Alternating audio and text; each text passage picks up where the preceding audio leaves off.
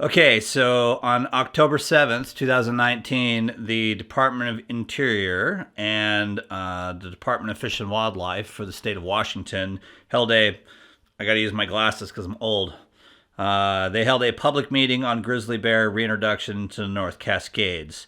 And I was the only one there with a video camera, and I videotaped the whole thing, which is a little over 3 hours long.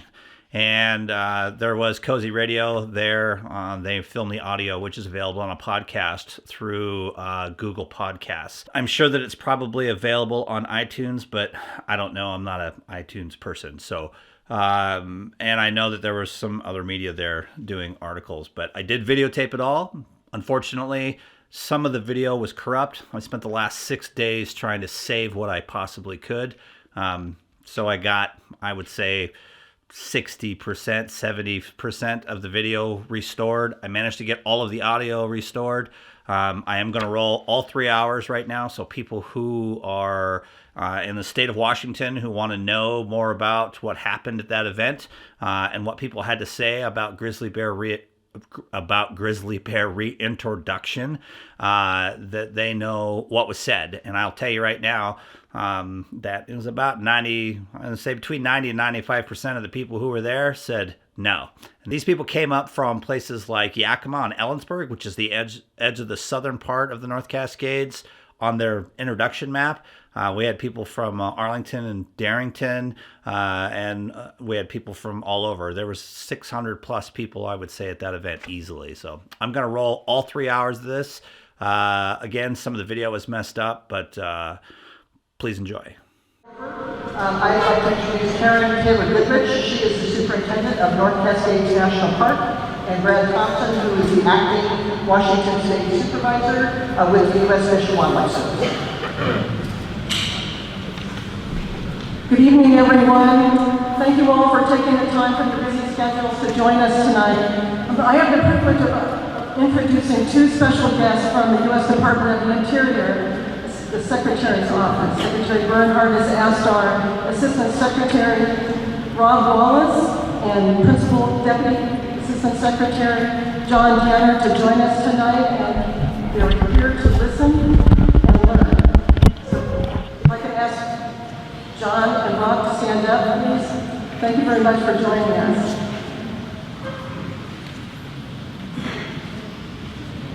Thank you, Karen. Thank you, everybody, for coming out tonight. I should introduce some folks here. I'm going to start by acknowledging and thanking. I'll speak a little bit louder. Thank you. So thank you for coming out tonight. My name is Brad Thompson. I'm here as well to acknowledge and thank some of our local elected officials for helping us organize this event tonight. I'd like to start by introducing and thanking Congressman Dan Newhouse. Congressman Newhouse.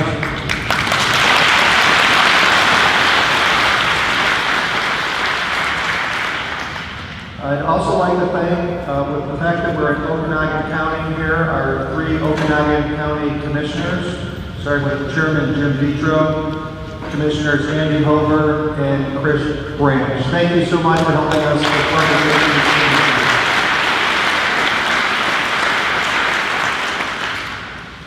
And I don't want to leave anybody out, so and I haven't had a chance to get around and meet all of you individually. So if there are any other elected officials here tonight, please stand up and be recognized. Any other elected officials, thank you.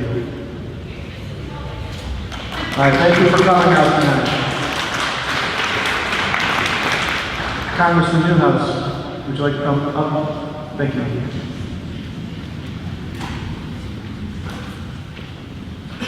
Thank you very much. Good evening, everybody. First of all, I just want to say thank you for coming out tonight.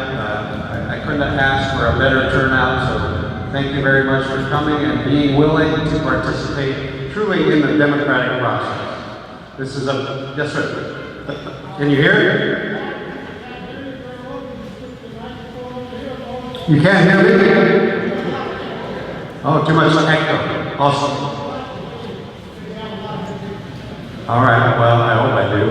I'll talk slower so the echo can keep up. But thank you for coming.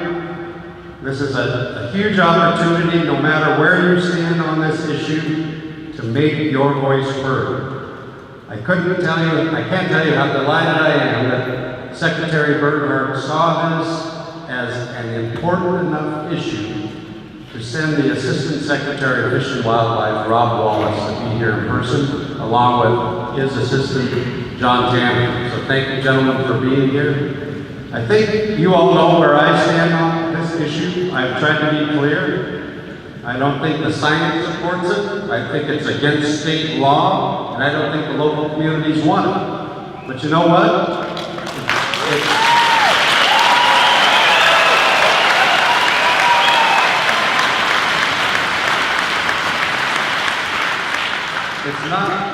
It's not important what I think, it's what you think. And that's what tonight's all about. So there's opportunities to speak if you're lucky enough to get a number drawn, but you can also submit written comments. And I'm told that there's an opportunity to go and dictate some comments if you would rather do that. So lots of chances to make your voice heard. Your presence tonight is just really important. So thank you again for doing that. And I'm looking forward to it. So, this is an evening that there could be a lot of high emotions.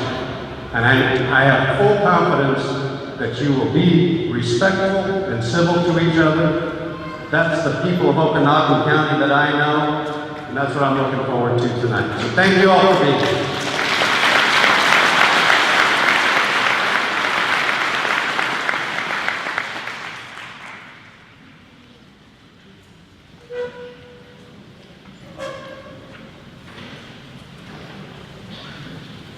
Thank you, Congressman. Appreciate that.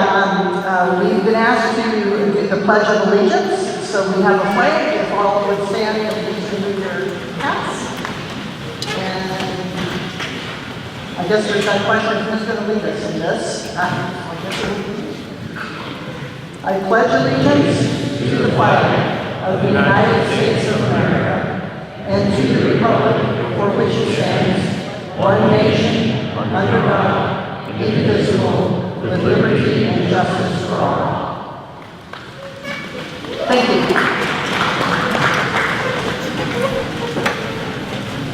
All right, so I was so excited to introduce myself and get us going, but I forgot to specifically mention what the name of this evening is, but I'm kind of guessing that all of you are at the right place.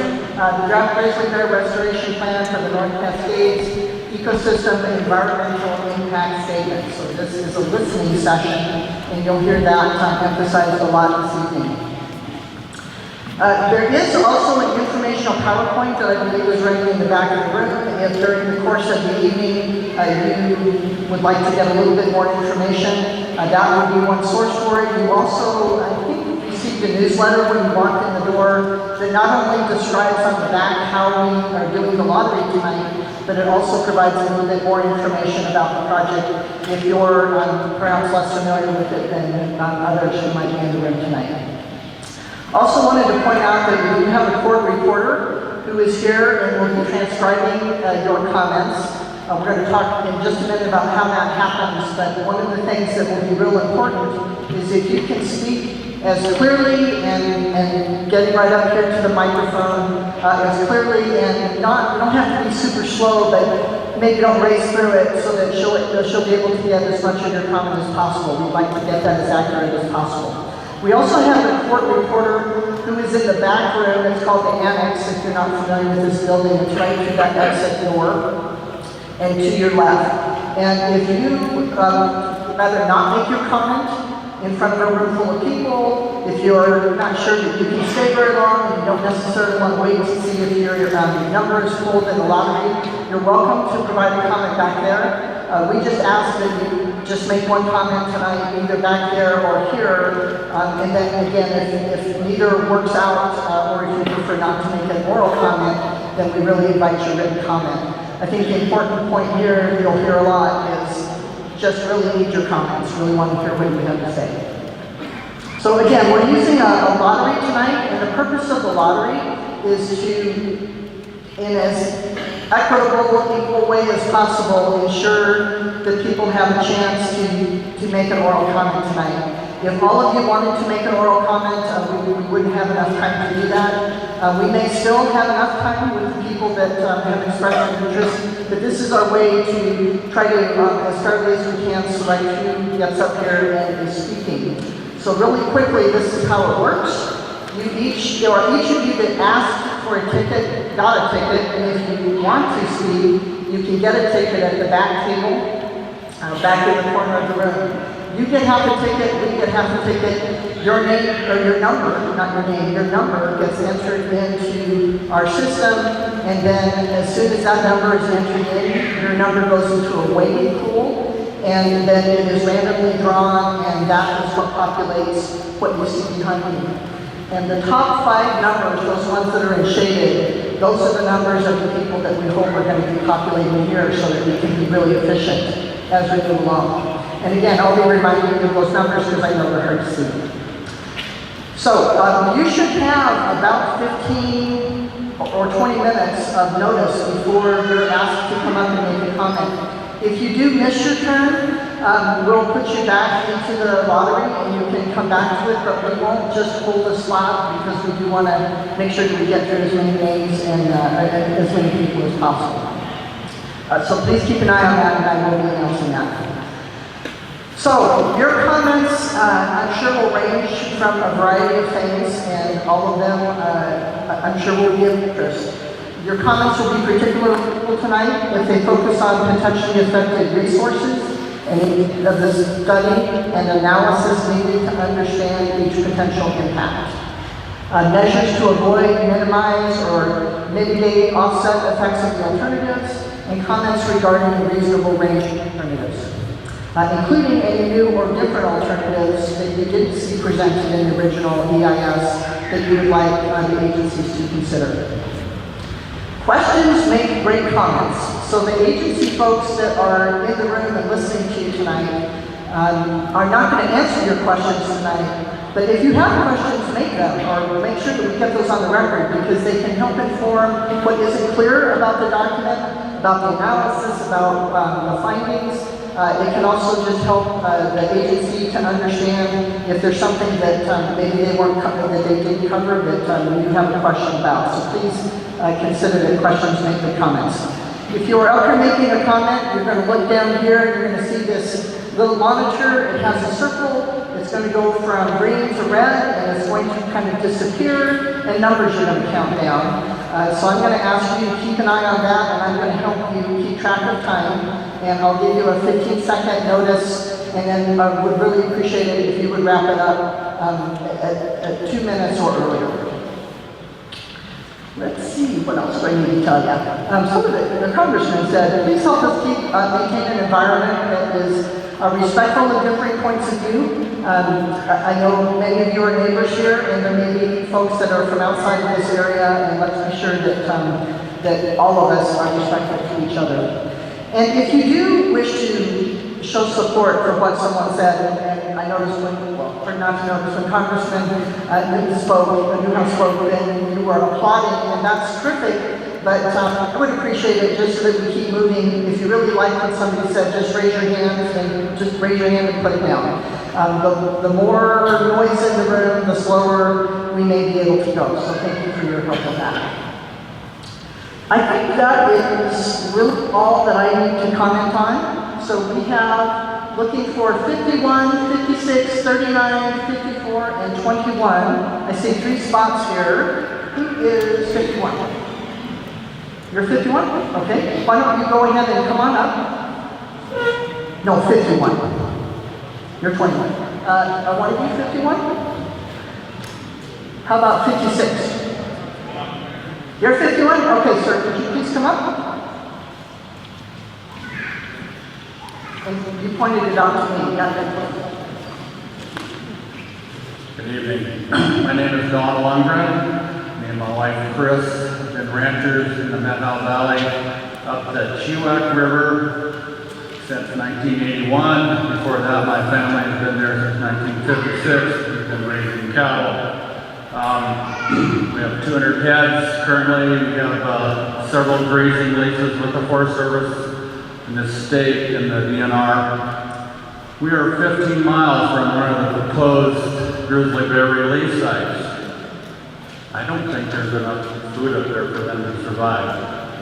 I'm pretty sure they're going to be right down at our ranch, eating, attacking our cattle. 2 nights ago we had a black bear in our backyard. And this summer, in June, we had a calf attacked by a black bear, and it just about died. We had the game warden out, and he confirmed that it was a black bear. We have too many bears and too many cougars in our area, and I believe the WDFW is doing a really poor job of managing all these predators. Just the wolf in the northern part of our state, what happened there. Anyway, I'm concerned about what these bears are going to eat. There's no salmon in our river. There's hardly any deer left because the cougars and the bears have annihilated them. This summer, we had 2 deer in our hayfield. We have a 70-acre hayfield. 4 years ago, we had 6. Or 2 years ago, we had 6 deer. The year before that, 8. The year before that, 12. And we used to have 80 to 100 deer in our hayfield every night. And so we already have enough predators in our valley, in our ranch. So I don't think that we do not need another predator coming down and destroying our cattle. I can't afford it. The people that want to have these bears in here, they don't live here. They don't have to deal with the animals are getting eaten.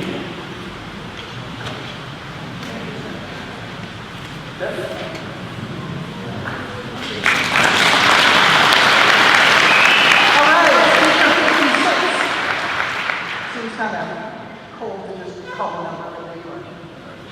Thank you very much. I want to thank the citizens of Okanogan for being here to speak out for what we believe in. The website on Is better? I want to thank you, thank you for always being here to express our opinion. To echo what our last speaker said, cougars, we have wolves, we have bears. We can't manage them. You can't manage wild animals. We try to, it does not work. Look at the north end. Look what's just happening up there. The wolves are eating, they're annihilating the deer herds. He was talking about the 100 he had in his area. I didn't have that many. I had 20, 25. They aren't there. I'm out of Orville, came out east Mansion, moved north. I've worked along with Fish and Game. I've worked with the U.S. Forest Service in my prior job. You can't manage wildlife like that. I want you to read, look at your background. It says, research indicates the wilderness landscape is capable of supporting a self-sustaining grizzly bear population. I don't believe that is correct. There's not enough food out there.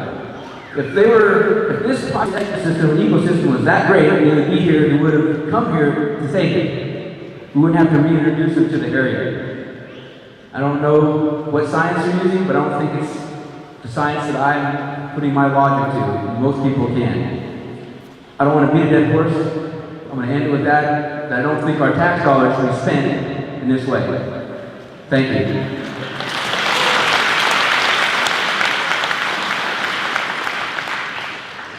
Thank you, sir. So we are looking for number 39. What do you 39? Is 39 here? This refresh, but you're still in order. We still have to do 21, sir. Just checking. What's your number, sir? 54? Okay, let's go to 54. And if you're 39, get ready to come up here. Hello, my name is Michael Zaretic. My wife Yvonne and I live at Alta Lake, right by the terrace. We lived here for 10 years, moved from the west side. We are very much opposed to anything other than alternative A. We think the other alternatives are bad ideas. And the reason why I think they're bad ideas, first of all, is because there is an incredible amount of burden and very bad things that could happen if we reintroduce, if they ever did exist here, introduce grizzlies into our area. My friend Don Lundgren talked about the effect on livestock, cattle, all the deer and whatnot. We're very concerned about people. People being put in the same area as the apex predator of our continent. And we're talking about an 800-pound animal that has, what, 6-inch long claws. That is a recipe for disaster for hikers, and hunters, and people who are just going out with their dogs for walks. And I'll tell you what, we moved over here knowing that we live in a very wild environment, and we really love that. But when we go for walks, we don't think we're going to get eaten alive by apex predators that weigh 800 pounds. That's why, number one, it's a bad idea. The second thing is, I'm not just a not in my backyard person. You know, those people who say, yeah, we don't want alcohol treatment centers, but not in my backyard. What's the benefit? What is the benefit of bringing grizzly bears to the North Cascades? They're not going to save our ecosystem. They're not going to reintroduce the salmon population into the North Cascade waterways. They're not going to stop global warming. They're not going to take away the carbon dioxide poisoning that we're also worried about. All that people want is to say that we have grizzly bears living in a place they haven't lived probably for centuries.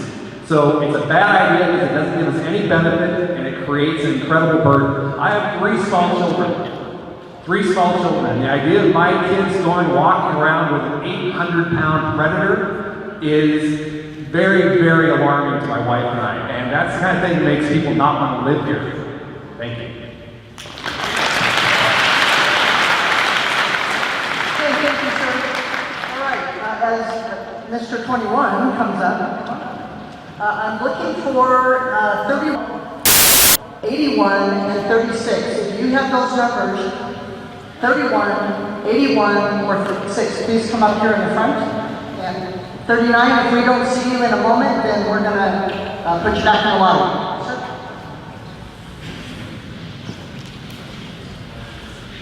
A lot of friendly over faces. What I'm going to say next, you might not think very of me as being very friendly. I love grizzly bears. I love them in Alaska. I love them in northern Canada. I love them in Kamchatka, Russia. In north central Washington, we have enough already.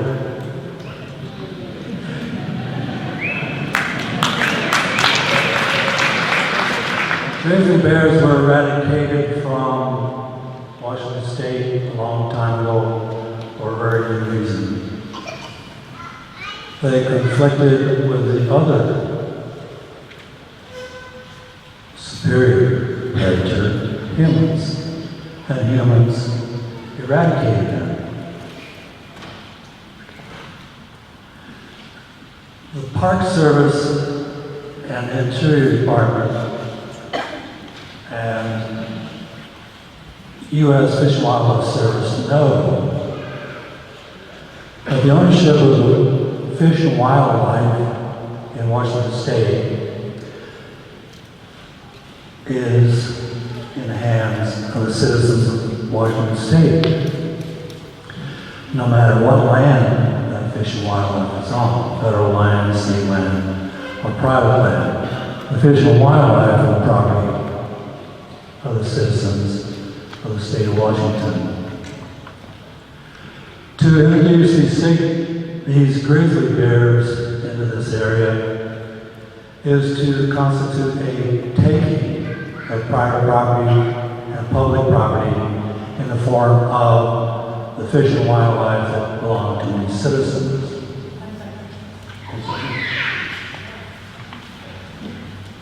And the balance between predator and prey in Washington State will be thrown into conflict, and our fish and wildlife will suffer significantly from the introduction of these grizzly bears. Okay, I am looking for 31. That would be you. Again, 81, 36, 48, and 30 should be on deck here. Good evening, everyone. My name is Anthony Jenkins. I live in Tonasket. I am adamantly against moving grizzly bears to the area. In this process, they say it's a democratic process. Well, democracy is 2 wolves and a sheep voting what's for dinner. And sadly, we're the sheep here. And it's not wolves they're trying to replace it with bears.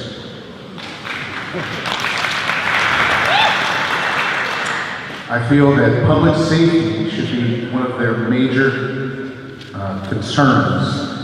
And last time I checked, I couldn't handle even myself around a bear.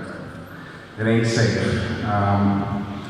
I'm looking to raise a family in the area, and with this kind of predator, it's a cause for concern. That's all I really have to say about that. Thank you.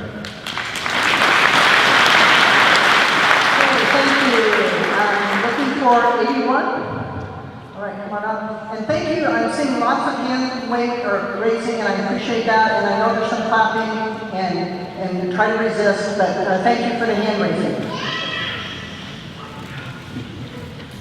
My name is Jasmine Nabashin. I'm the Executive Director of Meadow Valley Citizens Council. We have 600 members in the Meadow Valley, which is in the recovery zone. And we really feel privileged to live next to one of the largest, wildest places left in the lower 48.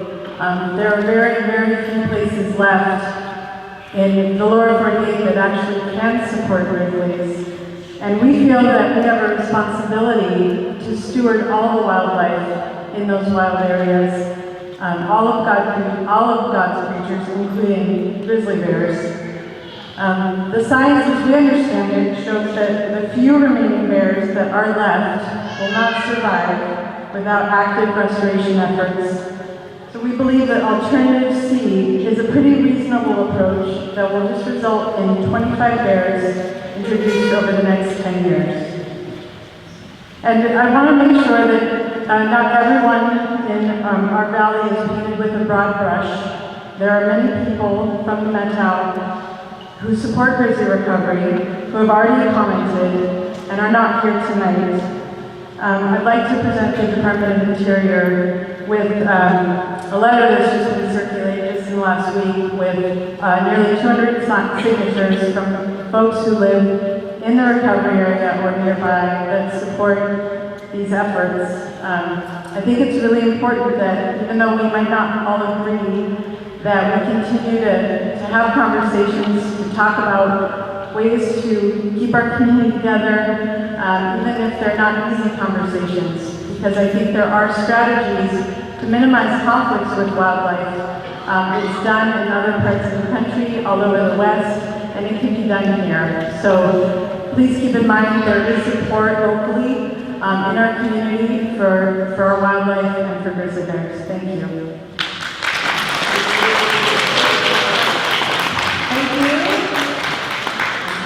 Thank you all for being respectful about that.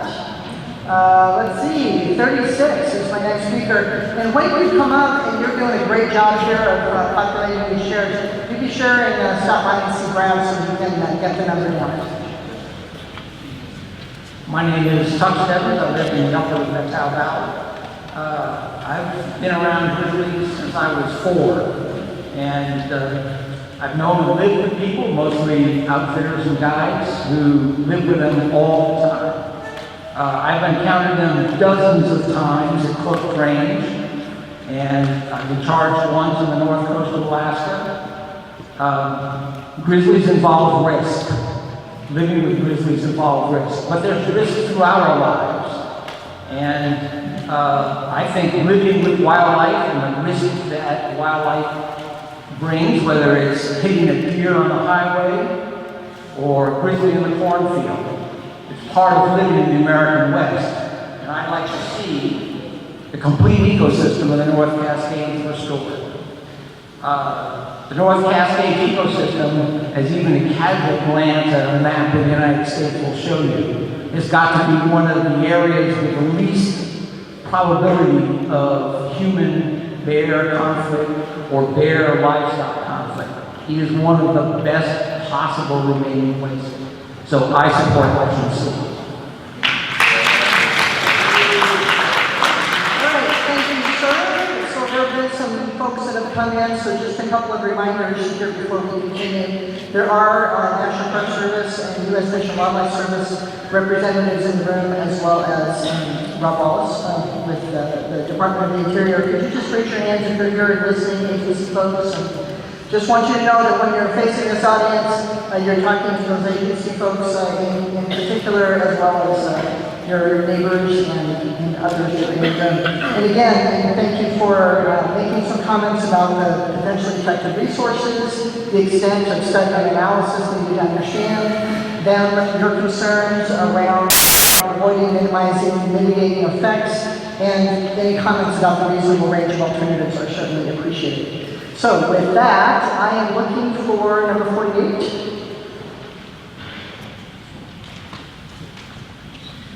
I'm Dave Dashield from Stevens County. I'm a cattle and sheep producer. I haven't had any first-hand experience with grizzly bears, but I've had plenty with wolves.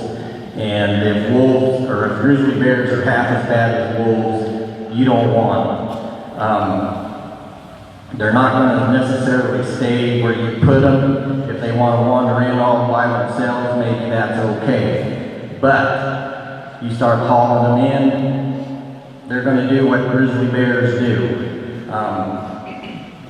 We had over 300 sheep killed by wolves one summer, and you know, it was a treat. Well, I can just imagine, and wolves come out of the North Cascades, down into these orchards, into these farms, into somebody's cows, the wreck will be on.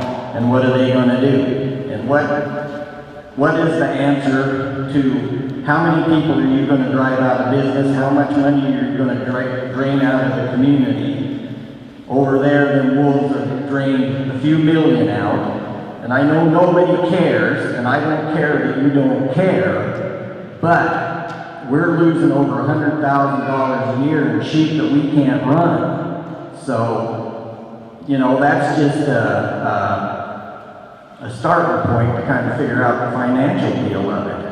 And we heard, oh, wolf tourism and all that foolishness. Well, I figured the amount of wolf tourism has been a bag of potato chips and a half a tank of gas. And I suspect it'll be the same with grizzly bears. So anyway, I could go on for quite a while, but I won't take up any more of your time. Okay, thanks.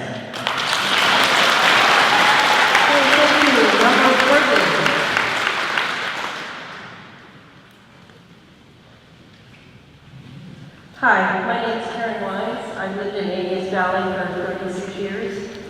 My husband saw a grizzly bear 33 years ago. Since hunting with dogs has been banned, you have taken away our best defense in protecting ourselves, our livestock, and our pets. They are no longer afraid of dogs. Since hunting with dogs was banned, we lost half of our meat chickens, we lost a goat to a bear, and we've lost pets. What do you do when a person is killed? There is no good reason to add grizzly bears to the North Cascade Highway, the North Cascade ecosystem. The ecosystem cannot support them. One grizzly bear usually has like 100 square miles. 200 square miles? So what are you going to do in what, 1,000 square miles? There's no way you can sustain 200 grizzly bears, 25 grizzly bears. It's not going to happen. I actually heard someone say they had tried to re-educate the wolves so they would be not eating cattle. I mean, seriously?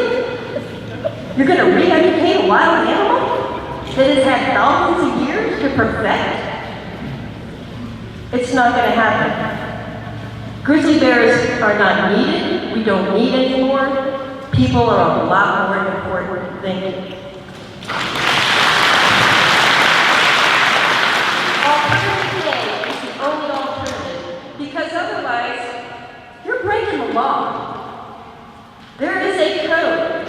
What is it? 77 177.12.035. They're not supposed to import any grizzly bears. They're supposed to be all Washington natives. Where are you going to find that many Washington grizzly bears? Why are you letting them break the law? Okay, I am looking for number 47, 52, 59, 29, and 77 should be up here, and I'm guessing you, sir, are 47. All right. My name's Ed Littlequist. I live in Orville. I was one of those guys that lost the hound. I'm against any importation of grizzly bears into Washington State. Take them to California. After all, the grizzly is on their state flag. To me, this is all about more government control of our public lands. I have hunted deer and elk in the Yak River area of northwestern Montana and seen entire drainages closed if a sow and cubs happen to be there. In 2018, 9 different bow hunters were mauled in Wyoming during archery season. 4 Montana bow hunters have been mauled this year so far. We have enough predators now. Our once great Okanogan deer herds are all but gone. We are being forced to live in the great age of the predators. Coyotes and bobcats kill deer. Cougar are capable of killing a deer a week. Next comes the wolf, whose numbers continue to ramp up, and my moose permits continue to decline. Our cattlemen are starting to have problems in the area I live. And now the grizzly. Our roads were built and paid for by the citizens of Okanogan County and the state of Washington. Our federal forest road systems are in ill repair. More gates are shut every year. Grizzlies and gates seem to go. Just this year in the Northern Continental Divide ecosystem, 14 grizzlies have been euthanized due to food conditioning. Given that you also admit that ranches and farms make up a substantial 1/4 of the entire Washington state farming economy, how do you then reconcile your plan to put at risk these small businesses and their workers? While you may believe that you'll be putting grizzlies just in the park, you need to understand that you're actually putting these same grizzlies directly into our communities. Thank you. All right, so looking for number 59, and again, I know this is a big issue for you. If you can resist the clapping only because people think differently, it can be a little intimidating. So just try to hang in there. Raise your hands. I really appreciate how courteous you are. Okay, 59. I'm Stan Christian from Curlew. I want to show of hands, how many people do not want to see grizzly bears introduced here? How many do? So don't stop it. I started logging in Alaska 50 years ago this summer. I've encountered brown bears, grizzly bears, just a couple weeks ago in Moose Hunt in Fairbanks. They're not the warm, fuzzy creatures that Walt Disney or Hollywood would have you believe. They are Latin name is Ursus horribilis, that means horrible bear. How'd they come by that moniker? Because they don't play well with others. One thing I haven't heard mentioned today is accountability, liability. Who's going to be responsible? When these new bears come in, they chew up some hiker and it's not my daughter. Somebody's going to be responsible. If I had a pet tiger that got out and ate a neighbor kid, I'd go to jail. So I want the people who are in charge of implementing these bears to be responsible. If not if, when, and it will happen.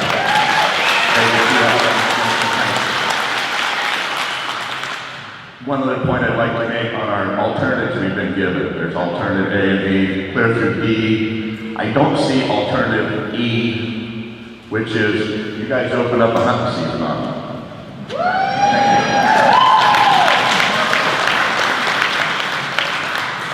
All right, thank you. So looking for 59 and also 86 and 84, if those are your numbers, if you could come see Brett.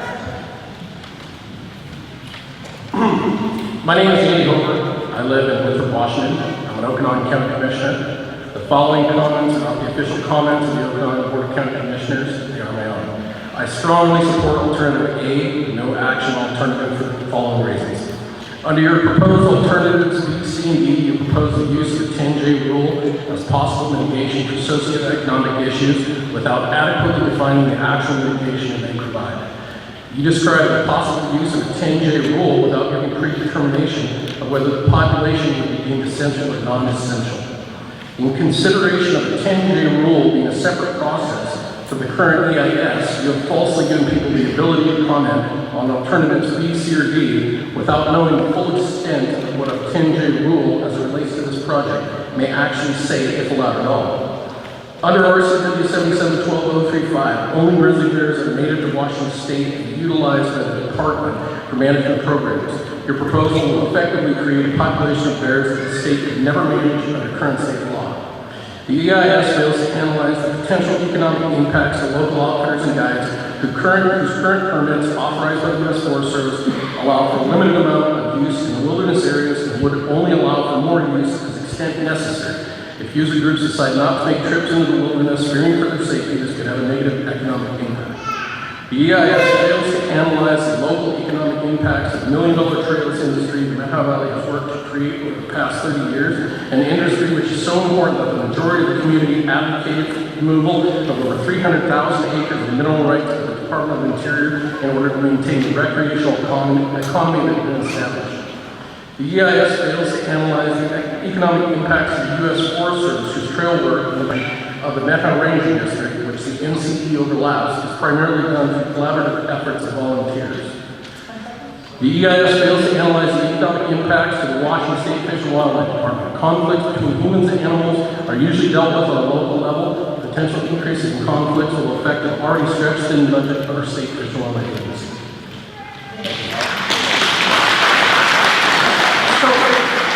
This gentleman has written comments that he was reading off of, and maybe a little bit too quick for our court reporter. If you're willing to hand those in, that would be fantastic. Thank you very much. Okay, 77.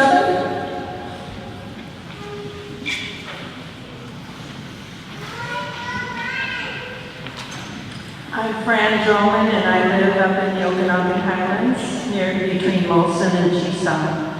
And I have definitely seen a drop in the population of the deer and the elk in that area. I was doing a little research and I found that work on the Grizzly restoration project was halted by President Trump in December of 2017. Secretary Zinke ordered the work stop on the EIS, but then restarted it in 2018. And what I want to know is where's the documentation that rescinds Trump's order? We who live in these areas that are impacted by these wonderful ideas of introducing dangerous predators see firsthand what it is doing to our environment and the economy, and it isn't good. Ranchers and farmers living in these areas are seeing a major drain on their income sources. Those of us that have retired and moved here to enjoy the slower pace and seeing the wildlife are finding it not the same as when we moved here. The deer and elk populations are way down. I used to see many deer every day, but not now. We are talking about introducing dangerous animals into an area where there are people camping, hiking, and enjoying our beautiful mountains. Grizzlies are predatory animals, and they don't care if the meal they're looking at is two-legged or four-legged. It's all the same to them. The Pacific Crest hiking trail would no longer be safe for hikers. We also know that bears do not stay in any one place. They go where the food is, and these grizzlies need a lot of food. Also, animals have been uprooted from their home grounds, tend to migrate back to their home grounds, making this a very expensive project. So the cost for these projects is astronomical, and that comes out of our own pockets in the form of taxes. I'm asking that you give us taxpayers a break. If you find in your written comments, if you have more written comments, then you're able to speak in 2 minutes. Again, if you want to leave them with us tonight, that would be great. I know the agencies would value getting the full length of your comments. So I think I have 19 up here. And then again, 86, 84, 78, and 57. If you're not already seated here, please come on.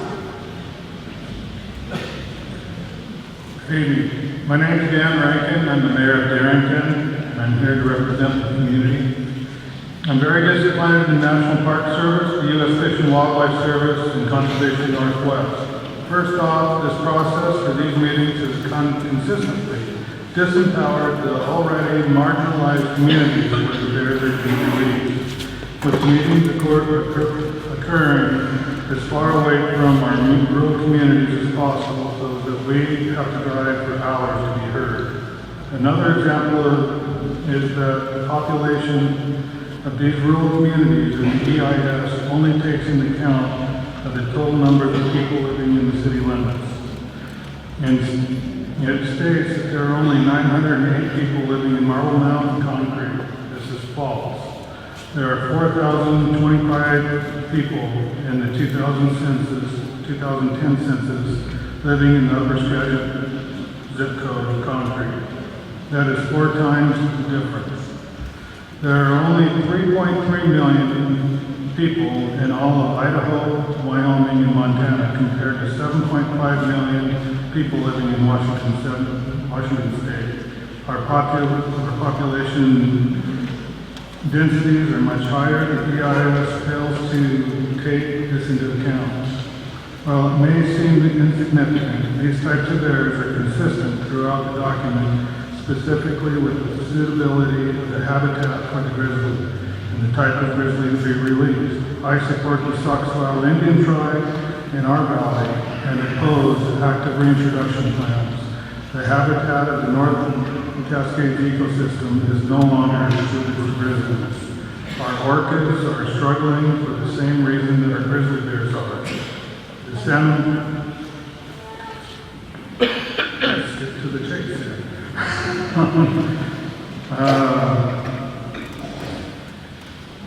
The grizzly bear that you're going to you're planning on reintroducing is a grizzly bear that's coming out of the Rockies, not depending on salmon. That is a complete change to the ecosystem in our areas. The plans are big, warm, fuzzy ideas that need to be with ecology in our region.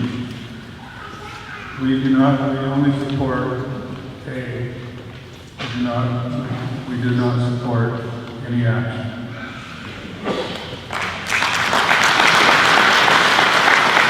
Okay, again, if you have more comments that you've got time, please make sure that we get those, or the agencies get them.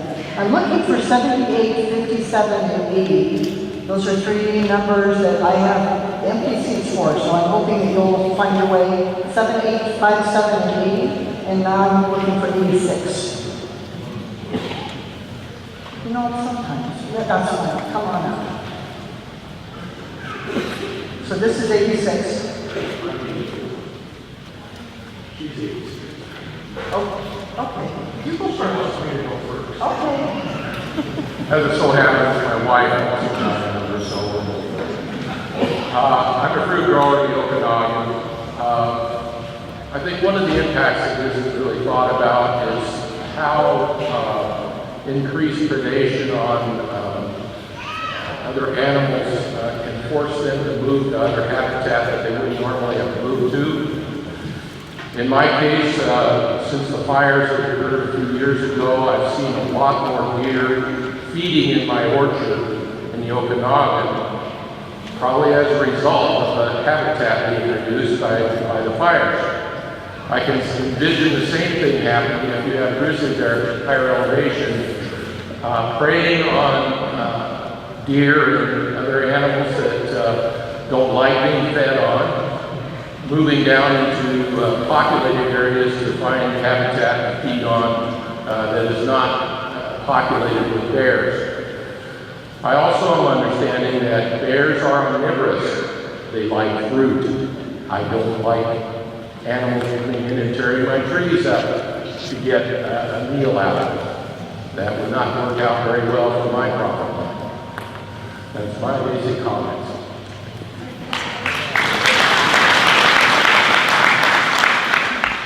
I'm just going to call you 84/86 because I'm still a little confused, but you're... Hi, I'm Sandy Freeze. That was my husband, Jim Freeze. We just happened to get caught together. Anyway, I am for alternative A, no action. And the reason is I'm going to tell you a few stories. First of all, our son lives in Alaska. And so I'm very familiar with a lot of things up there. And he lives on a base. It's a big base, but there's a road, kind of a highway that goes through the base, and next to the highway is a track, a running track. And guess what? About 3 years ago, a runner was on that track, a female, and a grizzly came across the highway and killed her. That's one reason I'm for alternative A. Another reason is I don't remember the man's name, but he wrote many books about how great grizzly bears are. On his last trip to write about grizzly bears, he took his fiancée, and that night they were both killed by grizzly bears. That's another reason I'm for no action, no grizzlies. There's another story that my son in Alaska told me, that there was a new teacher up in one of the villages that thought nothing about bears. She thought, they'll stay away from me if I stay away from them. She went out jogging and she never came back, and they just found pieces of her. And I could go on with many stories. I know that a lot of us are worried about the bottom line, but I'm worried about even just walking in our orchard. Like my husband said, if those bears come down, we've already had a bear in our orchard, and we live in Omak, a mile and a half from the city of Omak, and we've already had a bear in our orchard. So, and we get cougar very often. I don't want to be the pickers out there picking, or I'm walking and all of a sudden I'm attacked or confronted by a grizzly. So I hope that the people who are listening to us will consider alternate A, no action, no grizzlies.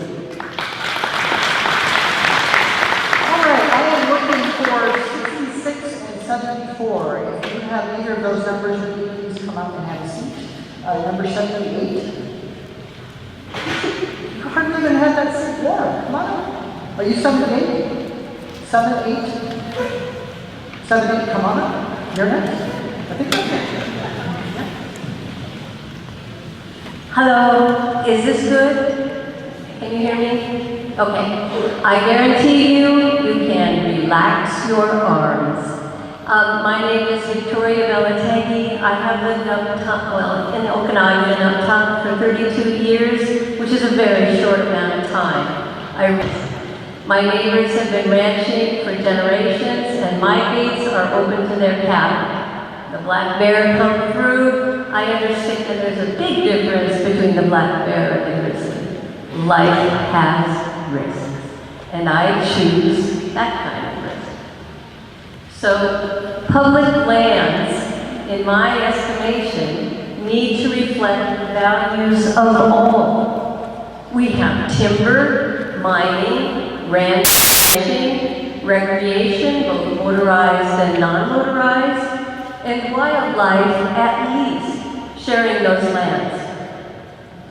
Accommodating each group's needs cannot eliminate the needs of others.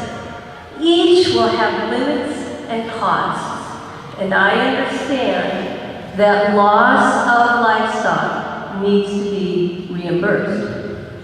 Cattle can't range everywhere, which fishermen and duck hunters appreciate. Wolves and grizzlies must be limited in numbers and range, which eases that ranching wildlife interface. And there's lots that we can do to improve our local interface with riders and other things that I don't know much about. Okay.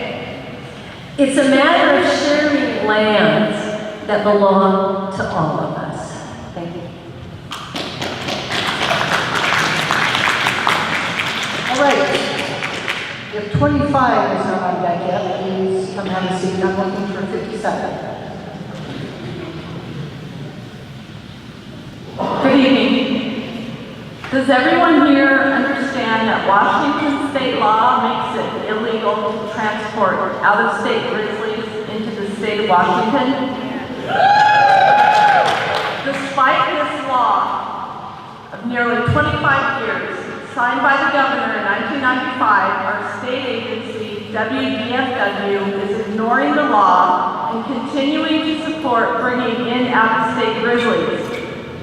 Our Washington State Senator Hawkins' legislative staff called WDFW about this law and was told that their agency considers grizzlies dropped into the park to be Washington state bears, despite the fact their origin would be from Canada, Montana, and Wyoming. It doesn't matter if these imported grizzlies leave the park or go onto state land that very same day. WDFW is hiding behind the concept that because the grizzlies are dropped onto federal lands, they're then instantly deemed to be native bears. I would think outrage would be a consequence of public opinion if the word were to spread on this end run around state law. The federal government, as well as our state agency, are partners to WDFW being complicit, and it speaks to a violation of the public trust, which would not be allowed to proceed. The RCW 7712035, the commission shall protect grizzly bears and develop management programs on publicly owned lands that will encourage the natural regeneration of grizzly bears in areas with suitable habitat. Grizzly bears shall not be transplanted or introduced into the state. Only grizzly bears that are native to Washington state may be utilized by the Department for Management Programs. Also, one other thing. If you're out in the wilderness and you see a pile of bear scat, you can tell the difference between a grizzly and a black bear. The black bear has berries and nuts. The grizzly has a cell phone.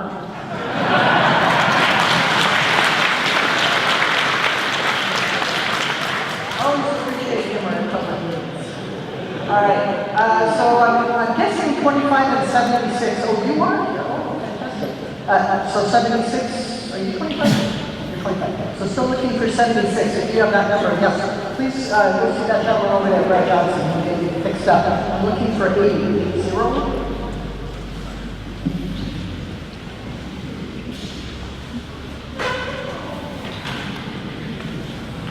My name is Melanie Rowland, and I live south of Twist, which, as Jasmine and Bashi mentioned, is in the recovery area. Many people who could not be here tonight, because they live in the recovery area, which is not real close to where we are right now, many of us there are there because this is a place in the lower 48 states, unlike most places in the lower 48, that can accommodate the wildlife that was here on this continent before humans came from afar and took over not only the wildlife, but also the humans that were living here with the wildlife. I feel very privileged to live in a place like this. And I believe that we have a wonderful opportunity to actually have grizzly bears in Washington State again. The scientists, if anyone believes scientists still, I hear a lot of poo-pooing of science these days, but the scientists have said that the grizzly bear population will not recover without reintroduction. What I'm hearing in terms of opposition to introducing grizzly bears is very understandable. It's fear. Grizzly bear are animals to be feared. We have fear for ourselves, and we have fear for livestock. What we're not looking at is the facts. We're not looking at the science. The fact is, there is a minuscule number of people injured and killed by grizzly bears compared to practically any other risk that you can imagine. I will finish up. The other thing is wolves. You're all fearful of wolves. Wolves are primarily carnivores. Bears eat vegetation most of the time. They are not going to eat a human or livestock if they have the vegetation. Learn the facts and allow other species to live with us. Okay, let's, you've been really courteous. Hang in there, okay? Understand that people have different perspectives here. So we are at 6:30, and I want to make just a couple, again, just brief reminders before we continue, and we're looking for number 66 next. And by the way, we are going to be taking a 10-minute break at 7 o'clock, so just that you are aware of that. So wanted to just mention again, we have Park Service and U.S. Fish and Wildlife Service in the room and listening. It's particularly helpful for them this evening if you're talking about potentially affecting resources, the analysis that's in the EIS, measures to avoid, minimize, or mitigate or offset effects of alternatives, and a range of alternatives, whether you think the existing range is good or you suggest other alternatives, or just how you feel about those. So that's super helpful. And again, please remember written comments are very welcome. You can make a comment tonight orally, you can still make a written comment, and they all have the same weight. So if you don't get up here and speak in front of the microphone, your written comment will still carry the same value. And we do have a court reporter in the back and area for written comments if you would like to take care of any of that. And if you would still, or are now thinking you would like to be a speaker and you do not pick up a lottery ticket, they still have them in the back of the room. We have plenty, so help yourself and get as many as you can. So with that, I'm going to look for number 66, and come on up, sir.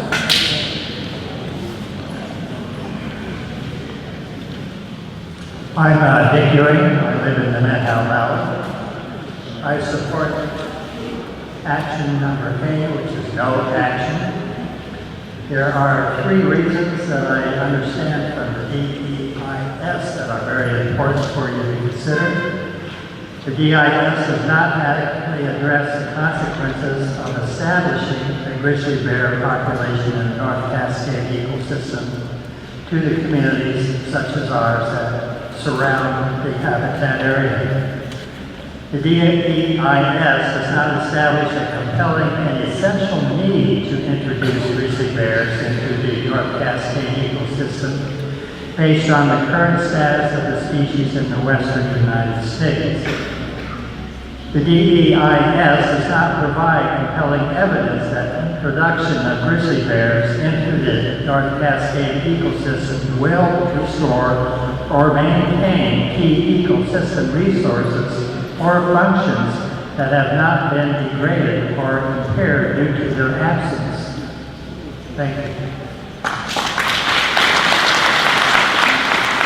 Okay, thank you. 74. No 74.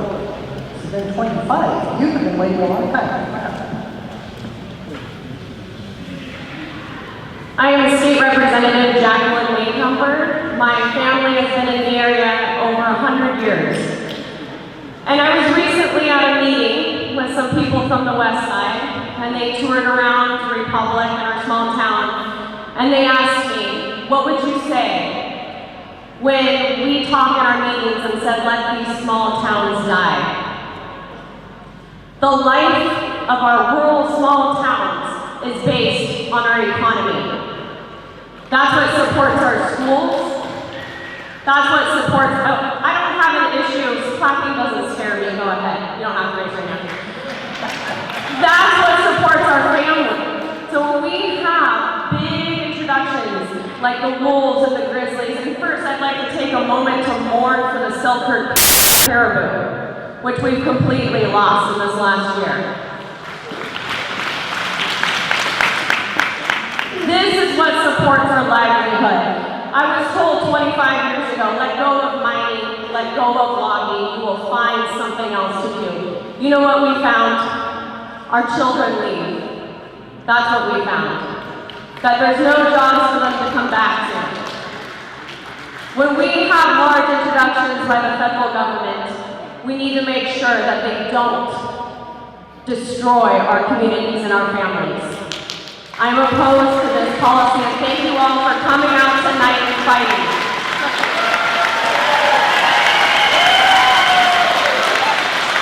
Okay, I'm looking for number 74. Is number 74 here? If you are here, please come up right away, otherwise we will have to pull you off the list. So I'm looking for a number of people. You're kind of looking here in the seats in the front. What number are you in? You're 76. So I'm looking for 42, 71, and 18. So if you have one of those numbers, please come see Brad as soon as possible. Ma'am?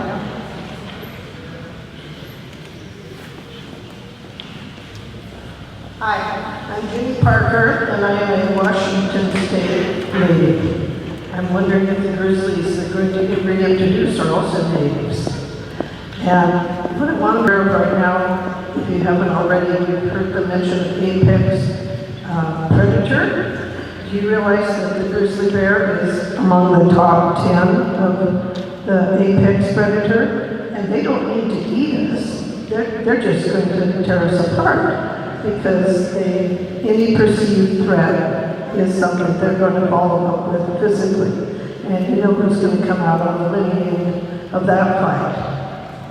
Now, there's a lot I can say that's already been said, but what I want you to think about is who is going to take care of us when the attacks do begin. And I hope there's someone else here so we can keep things moving. Okay, thank you for your time.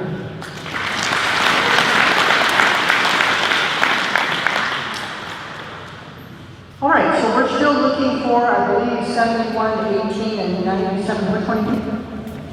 Then come on up. So 42, if you're out there, we'd love to see you.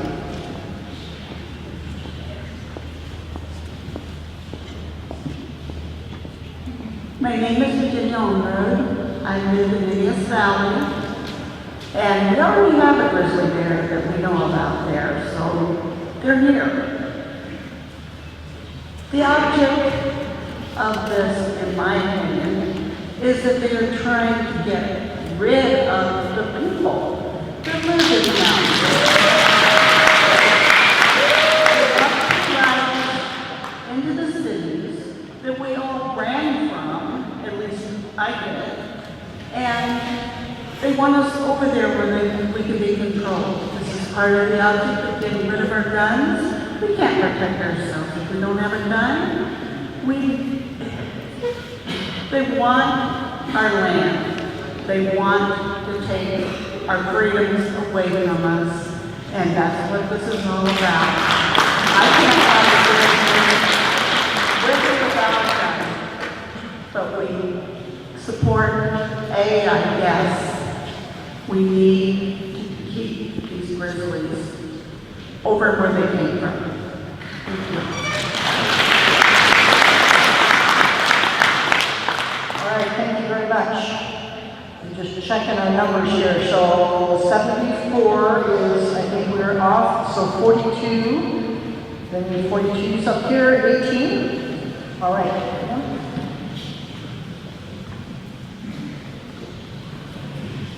Thank you so much for coming out tonight. I'm State Senator Shelley Short. My husband's great-great-grandfather and grandparents were one of the original settlers in the Twisted and Winthrop Valley, and they were a cattle rancher. There are things in federal law that are designed to make sure that communities are involved, and they haven't done that. The code itself is 42 USC 4331, which says you will coordinate. That coordinate is an equality. That coordinate doesn't happen in meetings like this. That coordination should happen in the very beginning before alternatives are put together. Because it is in that process that our local communities, our sheriffs, our county commissioners, our communities, our mayors, our citizens have the true right of input. It's at the very beginning. It's not to pick an alternative once everything's been framed. That coordination is equal to what the agencies are trying to do. It was put there for a reason and it has been ignored. You don't have a single meeting, either a meeting with county commissioners or others, and say and check the box. The box hasn't been checked. It is a grueling, purposeful process to make sure that all interests are at the table and that everything's considered. Instead of locking the barn after the horse is stolen. You can't put grizzly bear into an area and then who has that liability? The counties, the taxpayers, the state of Washington, Fish and Wildlife, who has that when issues start arising? The reason you have that coordination is to discuss those things up front before plans are enacted. I do not support the importation of grizzly bears. I support Action A. No action. Thank you very much.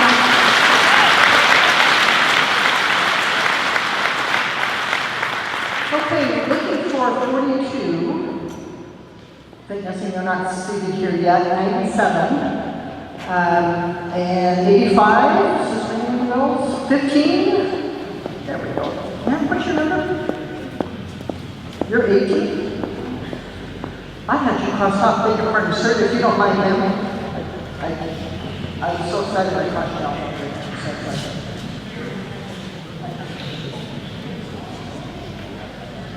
Okay, number one, the grizzly bear is an apex predator and it's very territorial. It makes them very dangerous. Into the microphone, okay, is that better? I don't do this very well. It makes me nervous.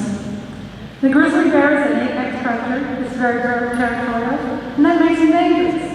Why would we want those around our kids? What about the hikers in the forest that we spent millions of dollars building trails for? We're going to spend millions of dollars fixing those people to get you done. Where's the joy in the constant fear while we're hiking down a trail that one of these things is going to come up and swipe you? They've been planted purposely in an area where they don't exist anymore. The wolves were eliminated a long time ago for a reason. What was that reason? Because they're dangerous. And now you want to bring back yet another danger, both to the wild and the domestic creatures, not to mention the very real danger to people. All of this despite the objections made against such an action. Someone introduced churches. Well, what happened there? Will it take the predators killing our children, our friends, to make this point?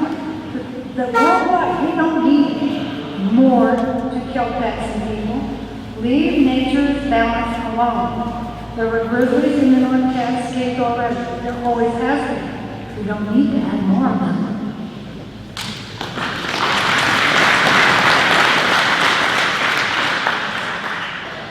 Looking for number 67, and then 22, 49, 37, and 41 are hopefully either in these seats or making their way up.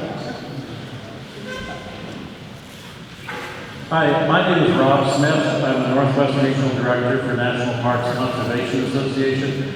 And I want to thank the agencies for hosting this public meeting. It is one of 9 that have been held, and actually one of more than 70 various kinds of public meetings that have been held in the last 2 or 3 years and various aspects of this. Some are formal meetings like this, others are at the invitation of local communities, tribes, community groups. So the agency's done a really thorough job, and the majority of those 9 meetings have been held here on the east side of the Cascade. So voices are being heard. I represent a group organization that's about 1.5 million members and supporters around the country, about 34,000 in Washington State, about 500 or more in Okanogan and Chelan counties. So this is a group that is interested in national parks, national park protection, wildlife is central to that. We support grizzly bear reintroduction, but I've also heard a lot of stories here tonight that make me think that we also need to address those concerns too. As a parent, I've taken hikes with my kids in Glacier and Yellowstone and other places where there are predators like that. I have those worries too. That's why I think, how do you resolve our goal of trying to restore wildlife and one of the last remaining great ecosystems in the lower 48 and people's safety? I think the answer is in the middle. That's why we support Alternative C, which is a go slow approach. It's a highly monitored approach along with the so-called 10J rule as part of the Endangered Species Act, because that allows much more aggressive management to avoid problems and deal with any sorts of problems that come up. Not your usual hands-off approach of the Endangered Species Act.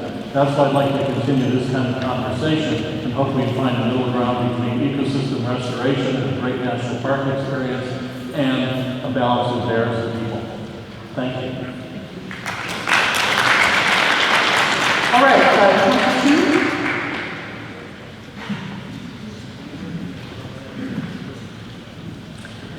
Oh, this manipulation with nature. Oh, if you pursue this proposal to the end, you will be personally responsible for any death or wounded adult or child by a grizzly bear.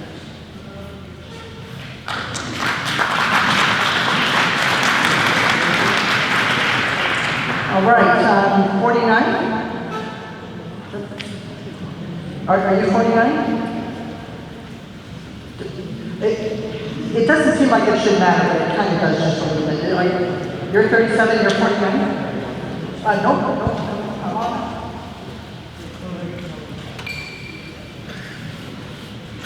I'm Kirby Elmore, and I think this grizzly bear is out of control.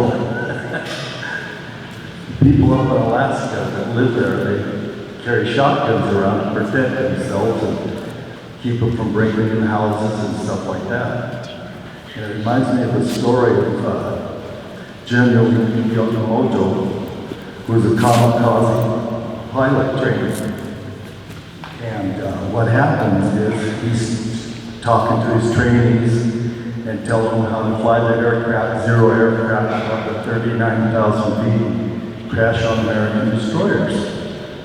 And they asked, is there any questions? And the little bat says, he said, yeah, you mean we take our airplanes up to 3,000 feet and crash on American destroyers? And General Yamamoto says, yeah. He says, are you out of your freaking mind? And that reminds me of what's going on here with these grizzly bears, put them in our yards. And excuse me if I've offended anybody. Thank you.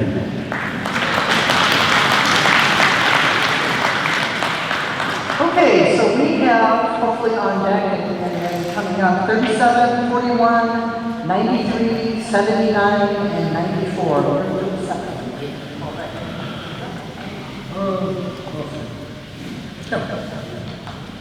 Hi, my name is Kelly Knapp. I've lived in this county my whole life, as my parents have. And we're here to talk about bears, right? No, this is all about control. There's nothing about bears in this whole group. So, the game department, I'm going to call them that, I know they have a bunch of different names. They've never done anything right since they started, in my opinion. And I always thought, even by accident, maybe they do something right sometime. No, never have. And I don't think it's ever going to happen. Anyway, this whole thing is just stupid. We can't, if everybody in this room and the game department, which they should be helping us, took a gun and shot every bear, killed them, took every wolf down, we'd never get rid of them. We'd never come to be ahead. And it's just silly. And one other thing that I wanted to talk about, when I opened this pamphlet that I got in the back of the room, if you'll notice, there's a little map that kind of takes in Washington, Oregon, Idaho, and Canada. Well, it looks to me like that is a hand held up in the air, holding up the middle finger. Isn't that perfectly fitting? Thanks. Okay, looking for 41. One of you gentlemen, 41? Oh, you're 41. Okay. Right over here. The microphone doesn't work.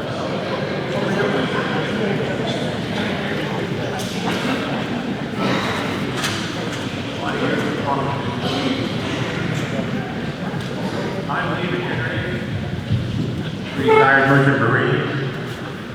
I met people from Canasta all over the world.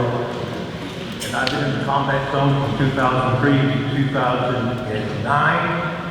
And there's only two things that ever scared me: public speaking and dentists. But here in the Okanogan, I feel like I'm the people that I have served with, and I feel like I'm among friends. Moving Grizzly into an area that's now inhabited by families, pets and livestock and businesses is just as absurd as so-called gender confusion, trans bathrooms, appeasement, and women hysteria. In fact, it's both the same people causing division and hysteria.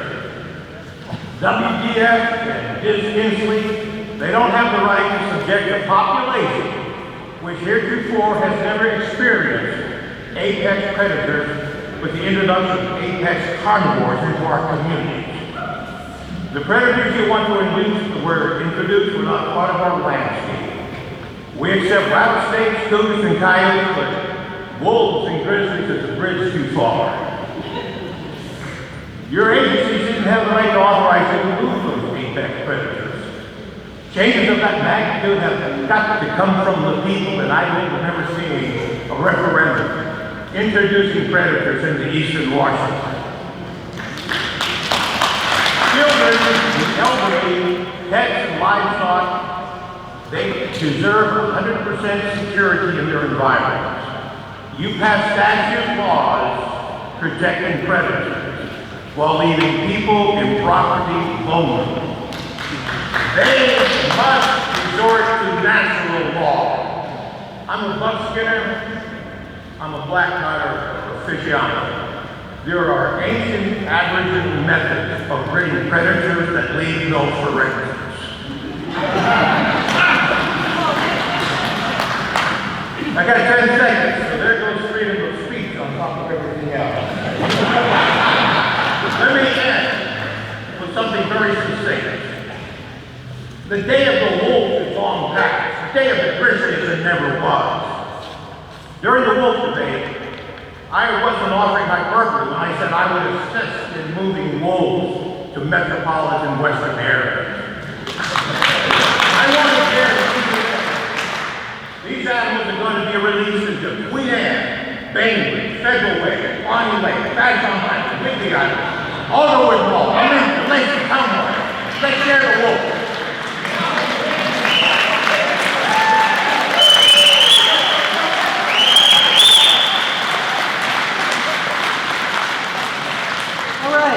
Are going to take two more speakers before the break. So I'm looking for 93 and 79. Is that by any chance in your view? You're 93? Yes, come on up.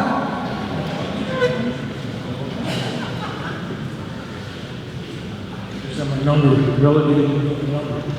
My name is Fred. My name is Fred Rumpel. I live along the Grizzly River.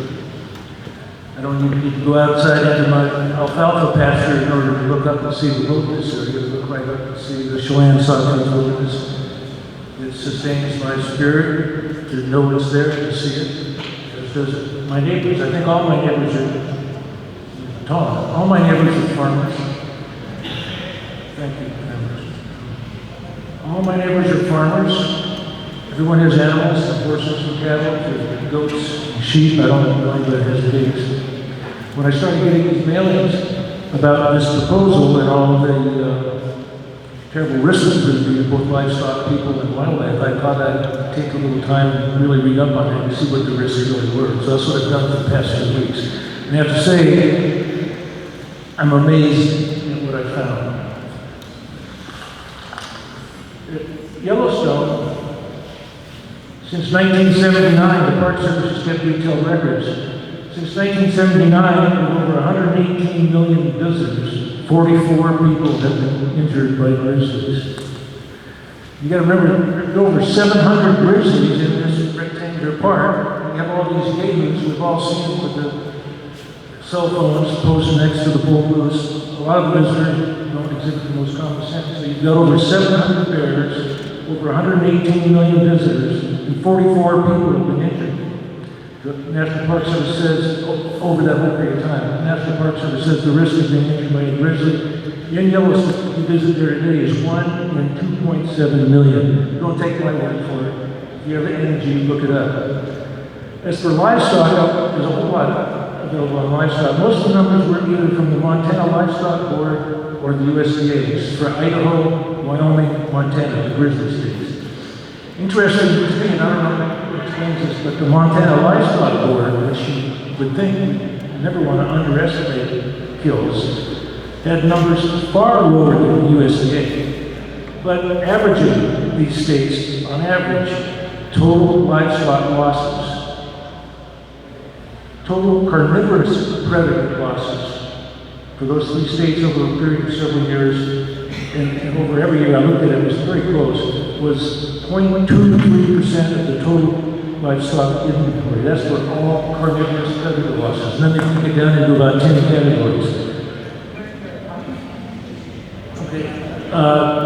Dogs killed 10 times more than grizzlies. Grizzlies killed 1%. So that's 1%, 3%. We have a totally different situation. I'm out of time. Okay. We have a great big contiguous area that's wilderness with nothing but one road that's for half the year. Montana, Idaho, Valley, mountain. It's the safest, biggest, wildest area in the contiguous states. It's a good place for grizzlies. They belong here. They were here before we were. All I hear tonight is fear, by the way. All right. Let's since we have one gentleman seated in the front, I kind of thought you'd let me finish before we take a break. What number is this? 94. Please come on up. My name is Matt Rudolph, third generation Eastern Washington, wheat farming. My father, Kerwin, and his law partner, Bob Dell, handled the Colville Indian Nation and the Spokane Indian Tribe. I'm for Alternative C, limited reintroduction. I have experienced grizzlies in 7 different habitats. I've practiced safe grizzly traveling. I did not have prepared marks because I believe this would be an emotionally charged meeting. I'm very impressed with the hospitality, the courtesy. Thank you, Representative and elected officials, for coming to hear people's viewpoints. This is what makes America work. We need to have more of this. But I want to restore the grizzly because ecosystems that have a grizzly have been proven to be better. There's a lot of misconceptions here. We're talking likely 5 bears over 5 to 10 years, 5 bears a year, of which 60% will die of mortality. They are going to be primarily vegetarians. They are not the size of the large Kodiak bears.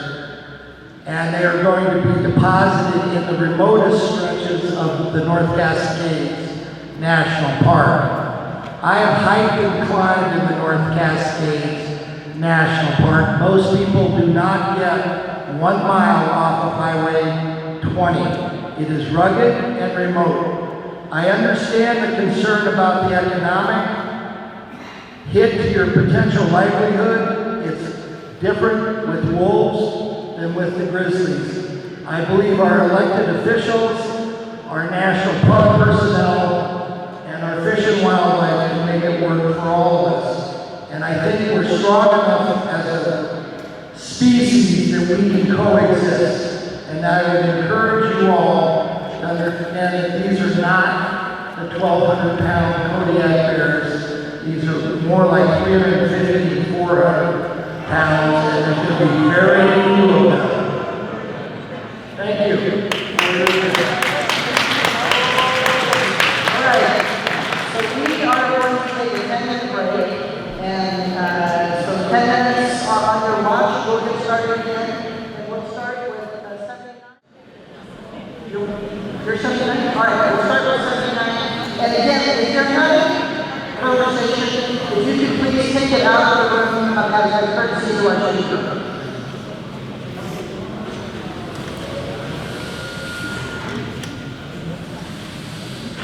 All right, I'm Ken Clark, I live out of Loomis.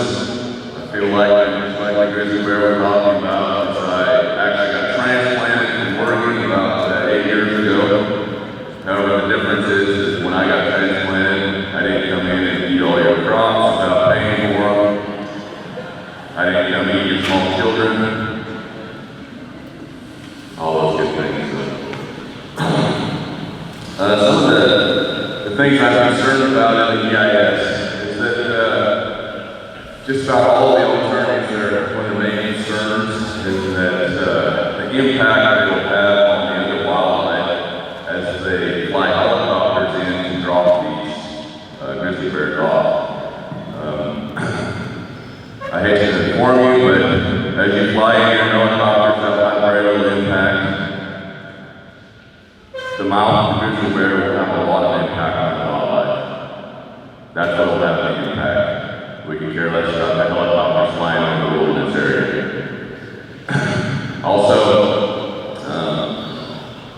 some of the people that were in favor, so I've taken a little tally, so far there's been 25 people that spoke that were against reintroducing grizzly bears. In fact, I think if you polled them, they would ask that any grizzly bears that have to wander in here also be removed. But there have been 6 people that were somewhat in favor of reintroducing grizzly bears. Of those 6 people, some of them talk about minimizing impacts. The problem with minimizing impacts for me is that I don't have a choice but to interact with grizzly bears. I currently run cattle on about 75,000 acres. Most of that is public ground. I don't have a choice whether or not I'm going to interact with those grizzly bears. You as a hiker, you as a recreationist, you as a fisherman, a hunter, you have a choice. I don't. I have to do my job, take care of my animals, and I'm going to have to live with them every day. So when I go out there with my family and move cows around, I'm going to have to take that risk.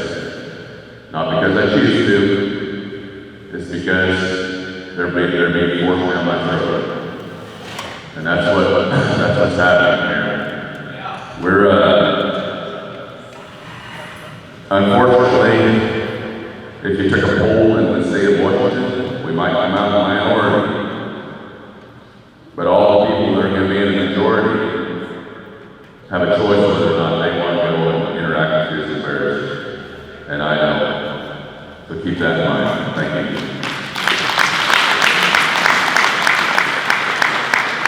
All right, thank you, sir. I'm looking for 112.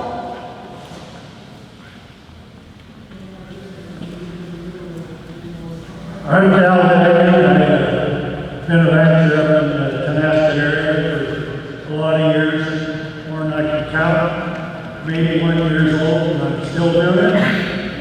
But I've been involved in this grizzly bear issue since its inception. To start with, they asked us down to Leavenworth to a meeting of the were asked to write with Forest Service employees just to save expenses. When we got to Leavenworth, they said, you guys can't come into the meeting. This is 10 o'clock in the morning. You have to wait till 2 o'clock. So here we are sitting out in the Forest Service complex for 4 hours, waiting for the meeting. We can't even go home.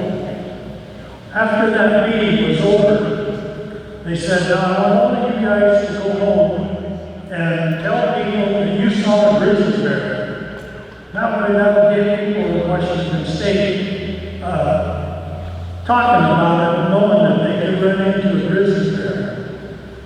Well, a week after that, there was an article in the Wenatchee paper. They'd seen a grizzly bear on Glacier Peak, and they quoted the fellow who saw it. His name was Don Fitzgerald. I graduated from high school with Don.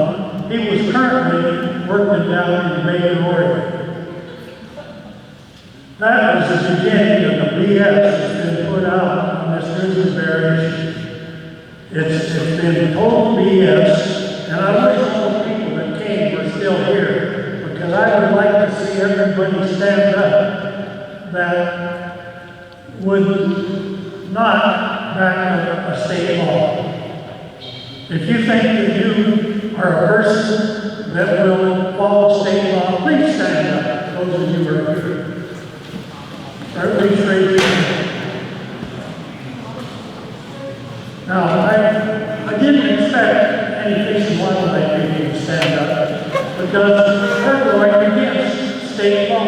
Bob Martin sponsored the bill in the Washington State Legislature, and it was passed unanimously to protect the grizzly bear if they're here in Washington State, which at the present time, nobody has ever seen a grizzly bear in Washington State that wasn't planted since 1994. And they were planted. We had one of the radio callers show up at Libby Lake, and that radio caller was registered to the Wyoming Fish and Wildlife Department.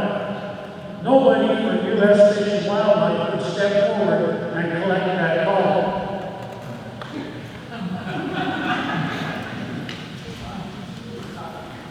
I'm Bob all the time. I think that would be. But anyway, folks, I've got to deal with this. I'm going to submit. I'll deal with whoever else is up here. But this thing has got to be stopped right now. And I'm glad that Mr. Newhouse has seen fit to come and hear from both of us that you have to live with. All right, so I'm looking for 108, 45, and 117. Thank you. Hello. My name is Katie. I live up in Cascade. This subject has been brought up a few times tonight. Darcy number 77, 1235 states grizzly bears shall not be transplanted or introduced into the state. Only grizzly bears that are native to Washington State can be utilized by the Department of Management Programs. EIS states that it will in fact be bringing grizzly bears from other states into the NCE. And then EIS refers to 10J experimental population. An experimental population is a group of reintroduced plants or animals that is graphically isolated from other populations of species. As people have mentioned tonight, we've seen on the grizzlies, there's no way, if they're not going to draw numbers here, that they can isolate them. So in many ways, they're going against the RCW that's been created. Something else that people have brought up is Yellowstone. I looked up in the last few weeks, I've been pretty proactive on Facebook and sharing some maps and different reports. And one of the things that came up, I didn't talk about this earlier, was this little tech house. One of the things that the U.S. Several reports online are stated that from the U.S.-China can all find public information. In 2018, the no comparable grizzly bear mortality was greater than very different. But I think they're a good guy. And the last 2 years, went there over 50 parasites from human and very interactions. 23 went there, over 40 another year. Their causing damage, their house, the insurance costs, all of those expenses, the taxpayers paying for their recovery. The taxpayers paying for decorations. The taxpayers paying for all of this. Who's going to pay these bills?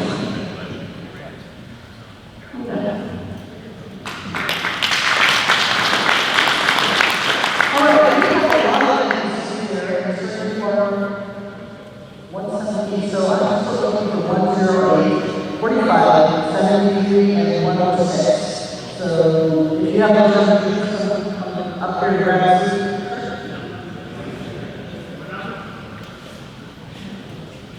My name is Ray Allen.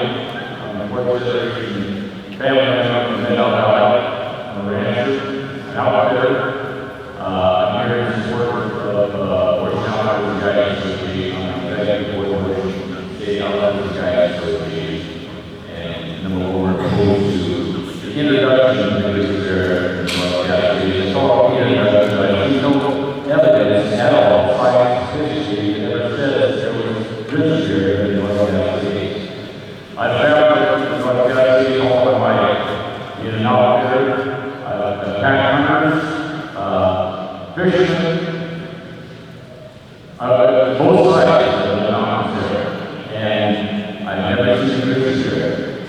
I know that I've really passed through with one, and they're a traveling animal, but there's not a habitat in those mountains.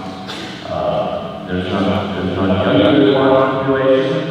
There's not a fish back there.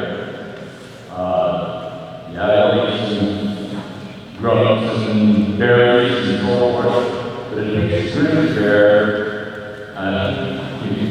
huge amount of protein to ingest to make winter average for the winter, and they don't have that. And then when they come out in the spring, they're hungry coming out. Well, the berries are right on the leaves until August. So what does the leaves bear back there? Nothing. And it's in my study, nutrient density control bear population. That's why I'm not very and then never has.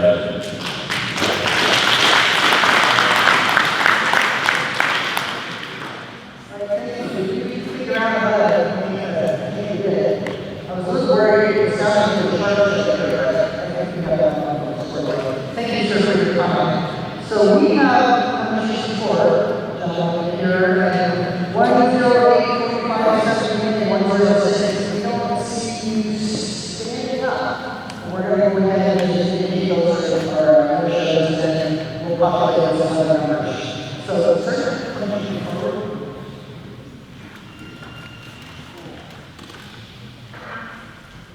Thank you all. Appreciate it. Being here tonight. I'm just from California, speaking.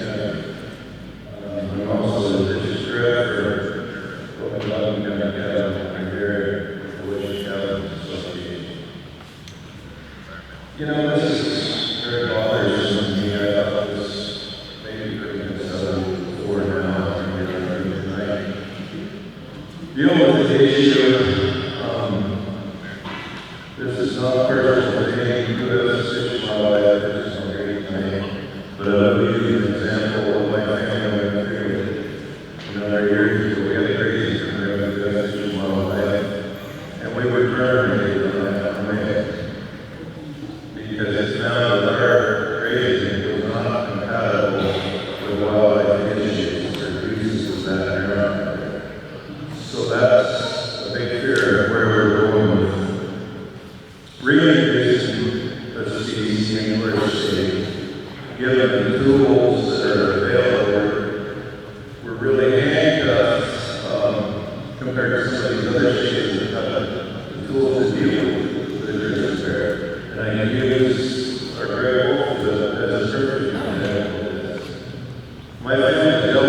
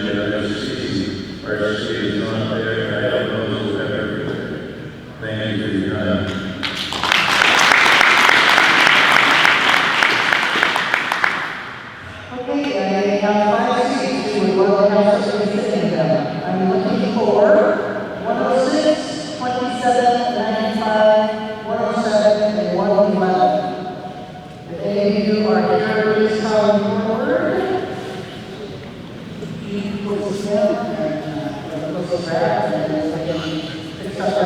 while we're waiting, again, if you are finding the time short for you, we do have a court reporter who is planning to see us in here, so I'm not sure that for the secretary, type of thing on here.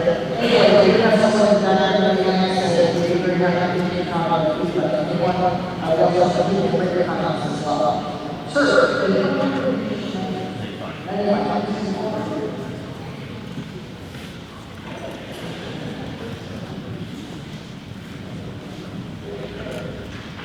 my name is Dave Burr. I'm a fifth generation California here in County. Our family's been here for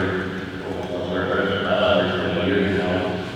And you don't stay on that land for that long without taking care of the environment and the revenue. You don't make a living when you're cattle by using the land. And there is benefits for us being out there. A lot of our land has been developed into ranches and houses where we draw some cattle in that area. We have to stay here and continue to run cattle for years. And the introduction idea of the city there is a great, wonderful wilderness that I really enjoy. There's just no way that they're not distributing there. There's no food up there. They'll come down from there. Probably people backyards and they'll be shot. The bears are there. There are a few bears that are part of the greater bear population that get down in British Columbia, and they're doing fine. The few bears that are there are doing bears that have to have to be care of. And bringing other bears in messes that ecological balance has been produced over years just to mess things up. So I'm going to say no action. Alternative behavior as we leave there over there. And I just had a question on all of the meetings of this for the community of the business that we're not held here to get inside of the government. Thank you.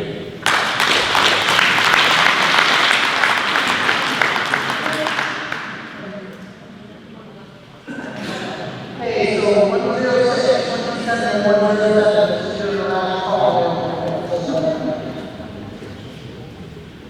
Good evening, my name is Rachel This is my dad. I am president of the Okanogan County Medical Association, and I hesitate to speak tonight because I cannot live with recovery zone, but it is my responsibility to comment on behalf of my comrades and people living within the recovery zone and that Something that is discussed is the percentages of kills or mortality of livestock that are accredited to predators. What those numbers do not account for is whose livestock that is. 5 livestock from one producer who has 50 head cattle makes a big difference than it does for an entire state population of livestock in percentages. 5 to 10 cows, somebody who runs 50 head of livestock, or livestock, that can bring you a key point. That's why I mentioned earlier. The folks that live on this land, we're the ones keeping it open spaces. They would be giving up the ranches. They would be lots of folks with good intentions moving in, putting a brick and mortar house on top of livestock, on top of wildlife habitat.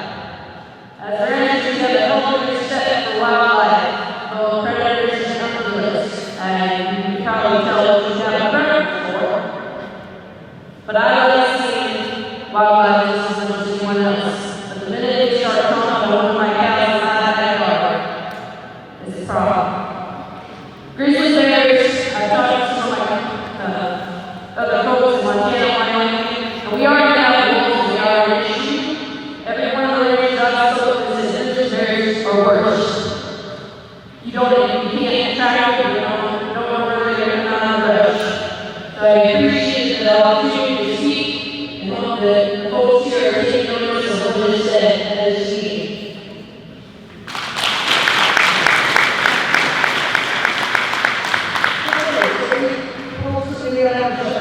have 69, 89, 24, 60, and 34. So if you have any of those numbers, please come forward and come forward.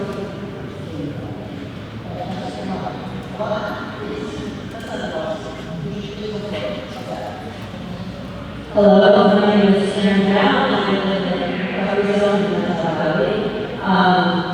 I moved here from Bush, Alaska, where I live on lots of cities. I was raised in the National Park and sometimes I see 25 years ago in New York. And I really appreciated living in this country.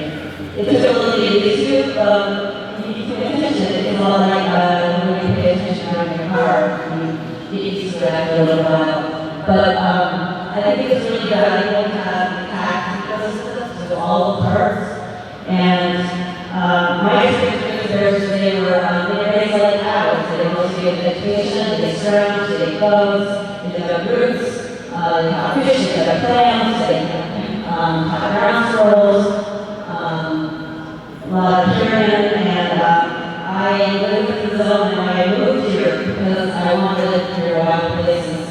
And with their nice things, they're very inclusive, they don't like fear on people. Black boys are also one of those come around us, but the Grizzlies, even at those numbers, never came around or happened or inside us. We went and watched them. And I lost the county part of my job was bear human interaction. The bears fishing on the hedges, Fish Creek, and people around each other. And when I was there, we got a fish and bears had to fish, and people had to fish. It was my job, and I thought, and I really think it's an important thing, and I support alternative seed, and I think it's a reasonable way to slowly and fastly meet everything. So, thank you for your time.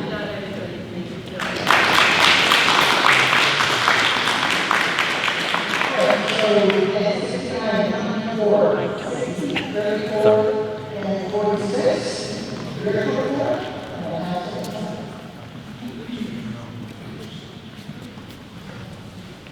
I am from Okanogan, Highlands, Wilson, Tucson, Manila. I have a question and I don't need to answer, but it's my understanding that visitors require over 100 square miles of range. And I give you the answer, and it's my understanding that the territory discussed is less than 850 square miles. So that's a concern. U.S. government is seeking the Adams program to see like the generating revenue and it's seeing costs associated with economic overview. One thing I'm concerned about is shifting weighing in visitors legally. Importing a selected population by handpicked visitors could cause genetically constrained or manipulated populations referred to GMO and could be inbreeding. Our community has spent millions and millions of dollars on EPDs and monitoring to have the best model possible. Are these people bringing these visitors in genetically qualified researchers who may know about the genetics that they're bringing in and what the population is going to be? I have a person that personally seen this there in the wilderness. I've been way out on the horse. The grizzly bear I saw was as big as a 900-pound Arabian. Me and my neighbors in this shot area for 50 years, and I grew up there, have told me they see this bear come through, but they never stay. Is there a population of this bear in any park? Don't they really come across the border when they want to?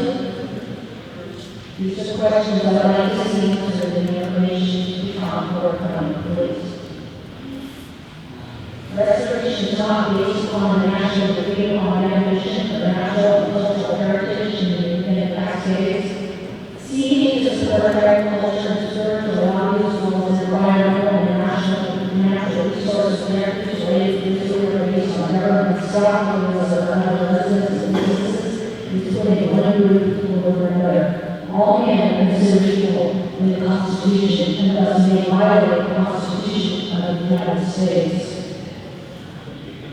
I'd like to see answers to some of these questions. And I also would like to see the laws followed. Due process is very important, and we have those laws for a reason. If you have no skin in the game, you can come and get out where you want. And if you're 600 people belong to a housing organization, and only a few of you live here, you're telling us how we're going to live.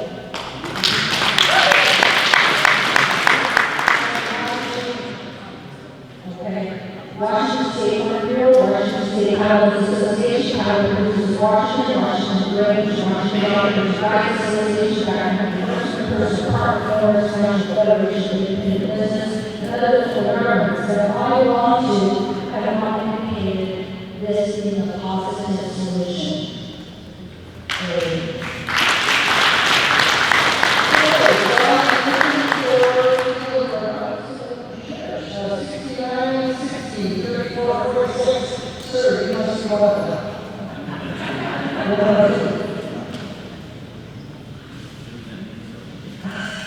Well, thank you for just because we never all do it for these.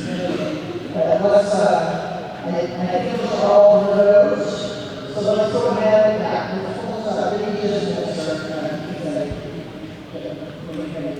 let's just see pull over that numbers and stay consistent there. And we get where we have too many people that are missing that at the beginning. Let's go back. And again, thank you for reporters back.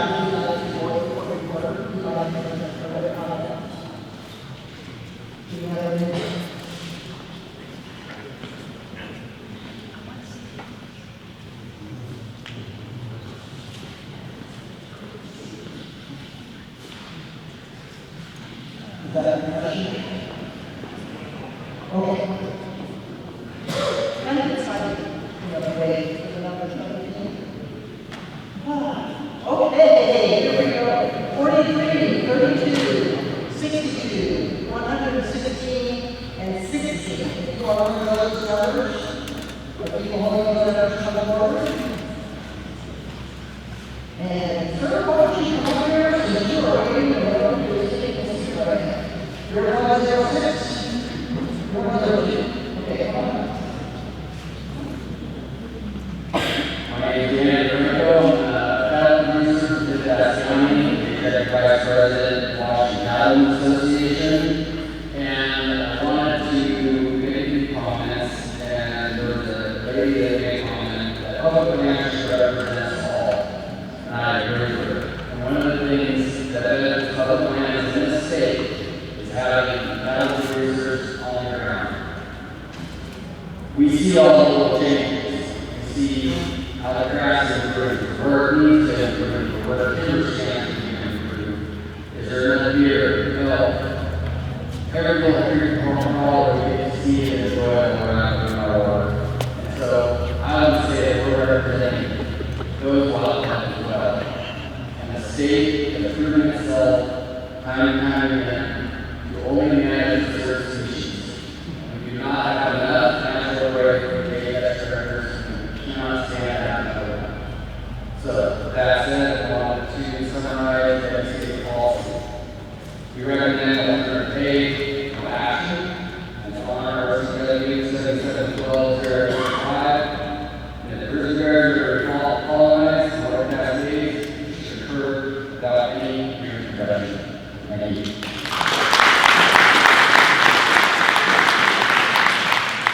Okay, the numbers we're looking for are 43, 32, 62, 116, 16, and then just looking further, 55, 40, 104, 30 of those, and you still require 16.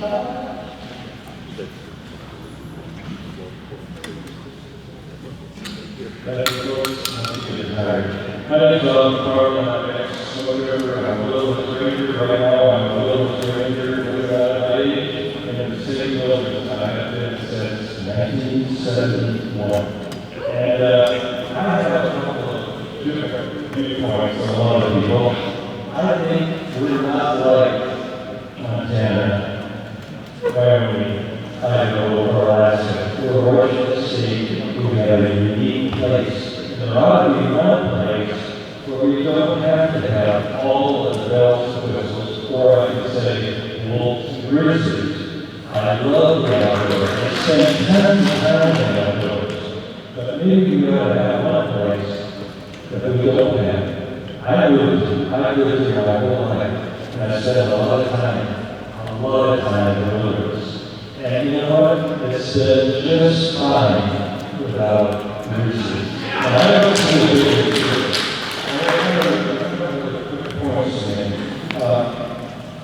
but changing, our world is changing so fast. From the time they first started thinking about grizzly bears, things have changed. Our climate is changing. Our vegetation is changing. Things are changing fast. And I don't think that the recovery people have adjusted with all the changes that have happened since. And one of them has to do with inflation and the cost of things. And if you look at the environmental statements, they're kind of outdated in terms of costs. And that's our plan. So the last thing I want to say is, look, we need a place where we can just go and not have to worry about anything. I'm not talking about fear. Some people say, well, everything's about fear. No, it's not. Why do we have to be like everybody else? I say we're different and we're grizzlies. And I have another thing. How about Planet X? How about we put it back about 10, 15 years to see how our climate and our environment go? Maybe 10, 15 years from now, we'll rethink. But right now, wrong time, wrong time. Hey, thank you.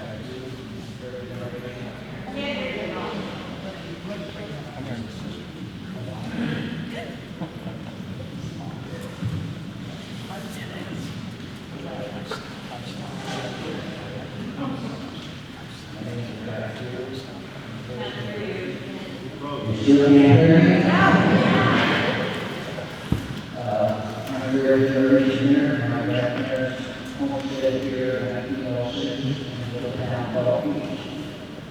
One of the towns that I put in the end. My uncle was the president of the Veterans Association for many, many years. And even though I haven't been to the Grizzly, I can't outrun him. He said that boy flew 30 miles an hour, and then he pulled down this time and made it along. And all the towns, people that live in towns, communities, and they're moving in town, guess what? You're next.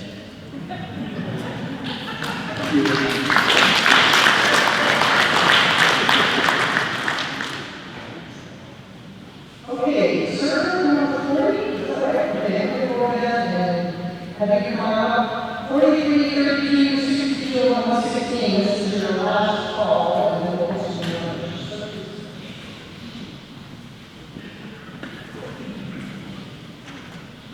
Well, first of all, thank you to Representative Newhouse and the Department of Interior for putting this on. It's one for us to get together and discuss this because it's supposed to hold and a lot of folks are impacted. My name is Jay Stokes. I'm the ranch or professor for my family.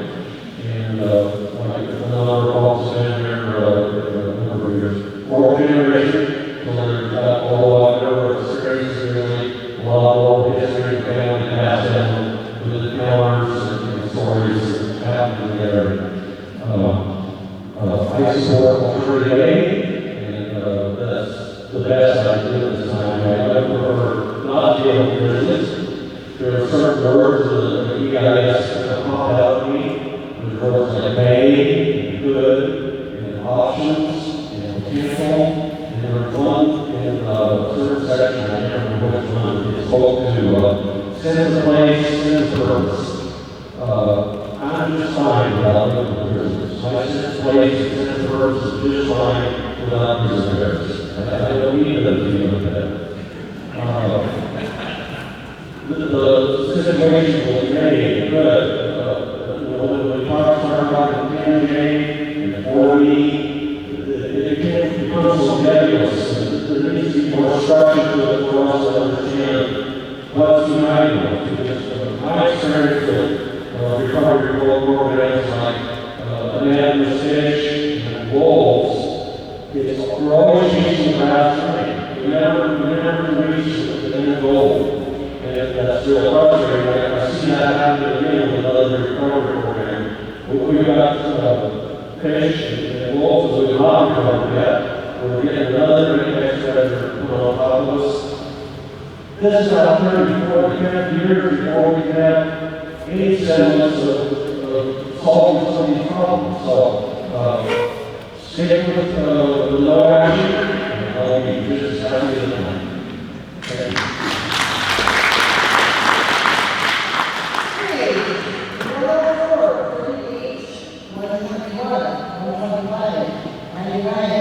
This is feeling like a video game, folks.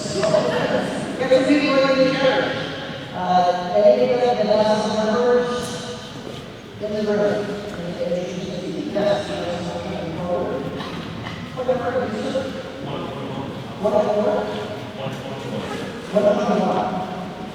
Okay, so we have 140, 125, and 99. This is your last call. And we'll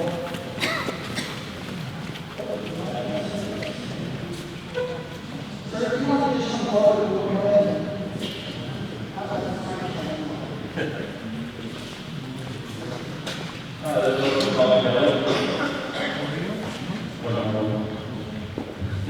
I love and we're pretty much depend on viewers who don't have any music. And the way I see it, on the option A, even that, they say you manage your grizzlies with motorized travel. They can literally walk out our roads, no fire cut, no sacrifice, no snowmobile. That's basically kill our attacks. And that's something to really think about. Besides that itself, is an impact for our other prairies, the tours, that's all we have. So thank you guys for this.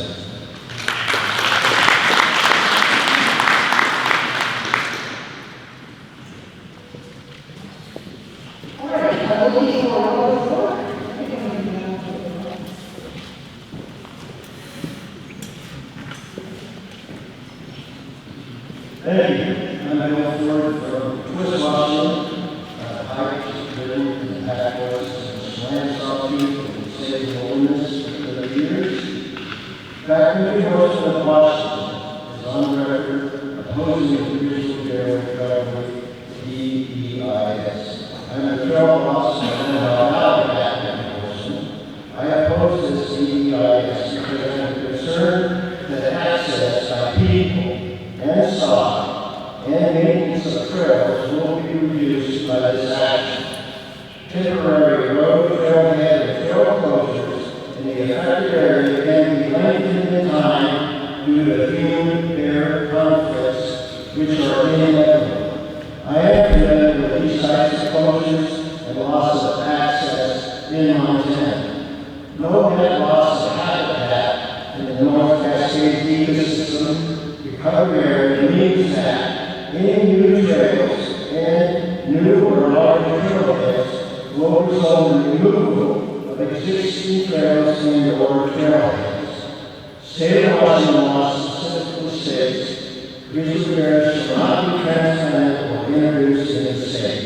A law passed the legislature almost unanimously. This law also affects federal agencies involved in this process. And it is clear and implicit. The repetitive claim voiced by opponents of bear transplantation that there are 20 grizzly bears in the state wilderness is a myth. There is no resident population of bears. Grizzlies come across the Canadian border and then go back. The proposal of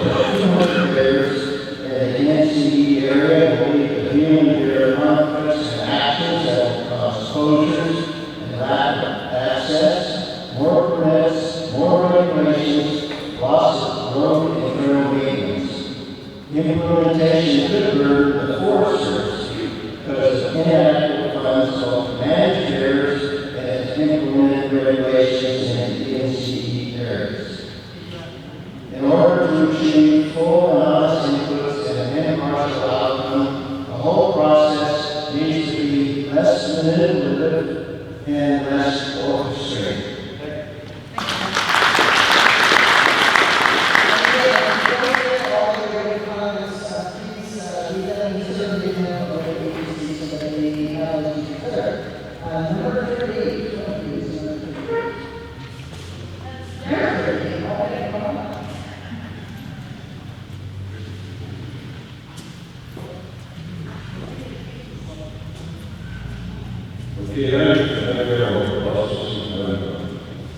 The director of the PLC is Washington, and this nationwide organization, so it fantastic.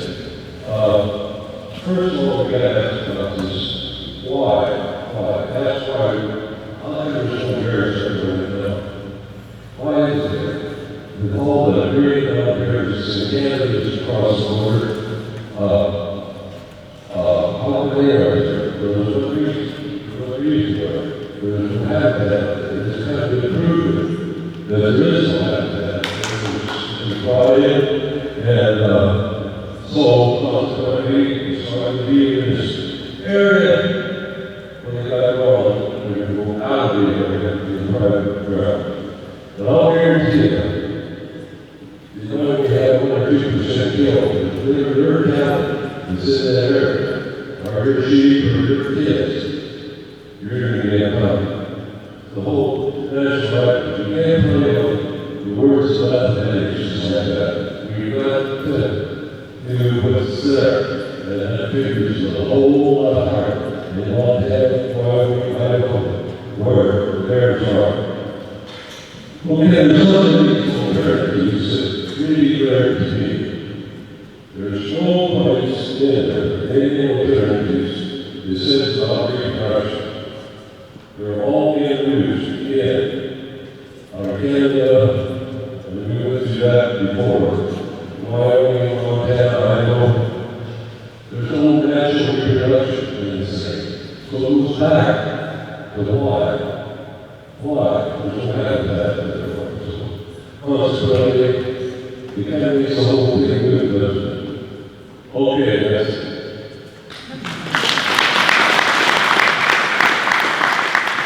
Okay, thank you. I think we have, so you're in the line, yes? Okay, so 99 and looking for 125. You can scratch that one. Scratch that one. Okay. 65? Is that it? Okay, and then 103 and 91. Either of those two, 103 or 91? Okay, we just said before we start shows. Pardon me.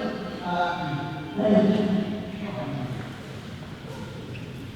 I'm Joseph Allen from Washington. That's a local conservation office. I also work in conservation with the Southern Washington County. I appreciate the free exchange of ideas, civil discourse and dialogue. This is very involved. I don't have any prepared comments. I didn't have any intention of coming to the meeting tonight. I wanted to meet some folks and get some ideas of potential support and opposition to this program. We support our PNC because we believe it's a fair balance between the social and biological sciences, which is very great. And just to make a couple of comments, this is a bit of a matter, just a couple of things that I thought would be worth pointing out. I hear a lot about, I appreciate the concerns, I appreciate the concerns about safety, I appreciate the concerns about livestock safety, the viability of small populations, but we know we can live with that. We're doing other things. We're doing it in that way. We're doing it in that way. Yellowstone Glacier Park, as one gentleman pointed out before, continue to be to grow Grizzly Bear populations and to become a visitor back to the environment. You're talking about something along the lines of 700 bears in Yellowstone, 1,000 grizzly bears in the Department of Water. This is a day back in the areas and the places continue to grow right along with the grizzly bear population. And I would submit that wouldn't be possible if grizzly bears were truly attacking people at every turn. We're the smart animals. We know how to avoid conflict. Are there going to be no conflict anywhere, anytime? Of course not. I'm not going to say that. All I'm saying is that we have the ability to coexist with these magnificent animals. And we're only one of the few areas in this country where we can accommodate these.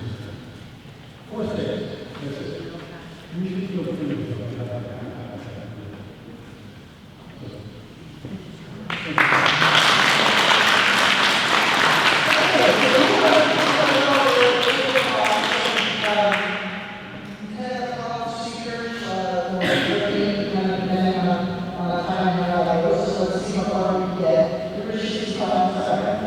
Okay, so I'll keep for 103, 91, 44, or 26.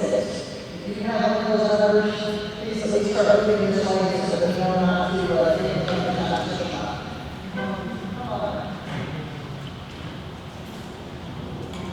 Hi, my name is Laura. I'm in the Steve County. Came along here today. We can't hear you. Did you turn the volume down or something? We haven't heard the last 6 or 7 or whatever.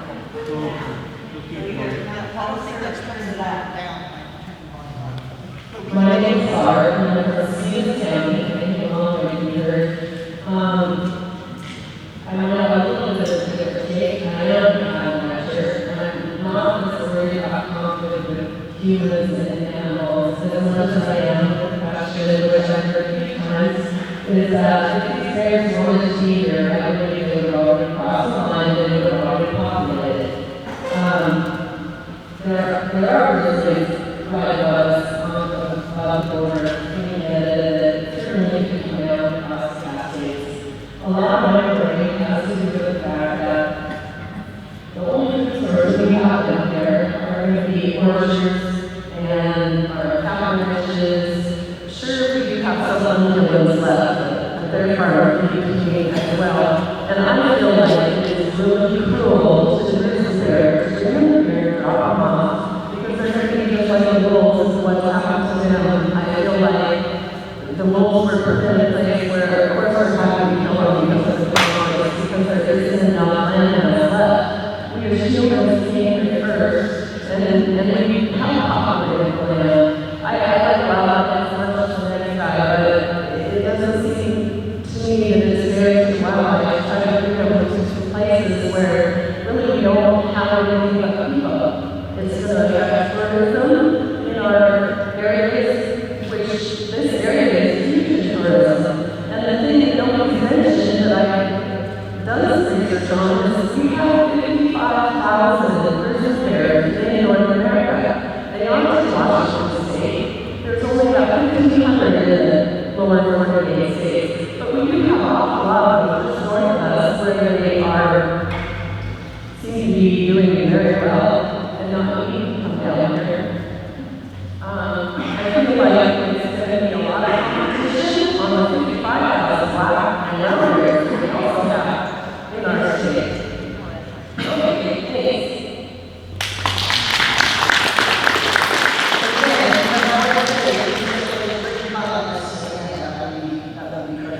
All right, so 91, right? Okay, come on up. And we are pulling a new set of numbers.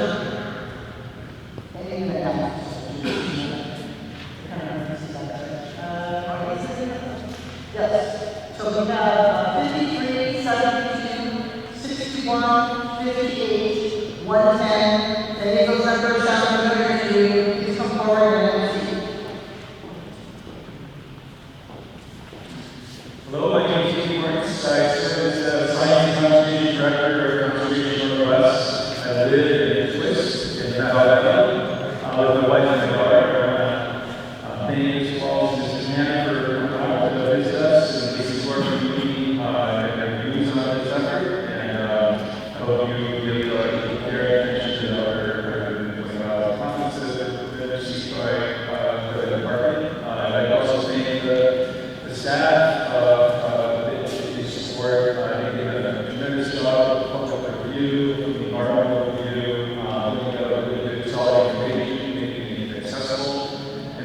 also represent a new house, making sure that public gets a good voice in this thought and this idea of introducing and covering grizzly bears in the Cascade.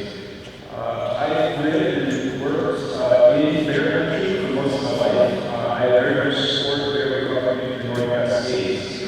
I'm just sitting back and starting to see where grizzly bears are also parallel. And was really impressed by the body of scientific research that informs bear recovery in the province, bear ecology, their behavior, but also methods for limiting the late conflict with outdoors and women, farmers and ranchers. You know, scientists do quite a bit when grizzly bear recovery plan for the North Cascades was established in 1982, the year I graduated from high school in decades ago. And we really learned tons more then from bears that live in Montana, BC, Wyoming, and suburbs of Washington. It's really good to see that information applied in the grizzly restoration plans in the North Cascades.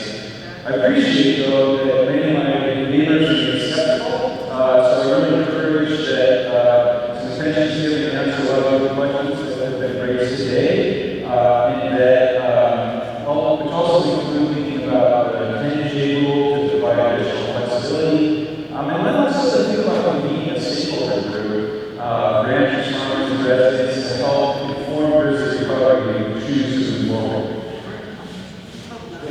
We're really fortunate to have about 10,000 square miles of wildlands in North Cascades, plenty of room for 25 bears as is considered under Alternative C, which we support. If we're really making room for them, I think we can, and that we should. Thank you very much.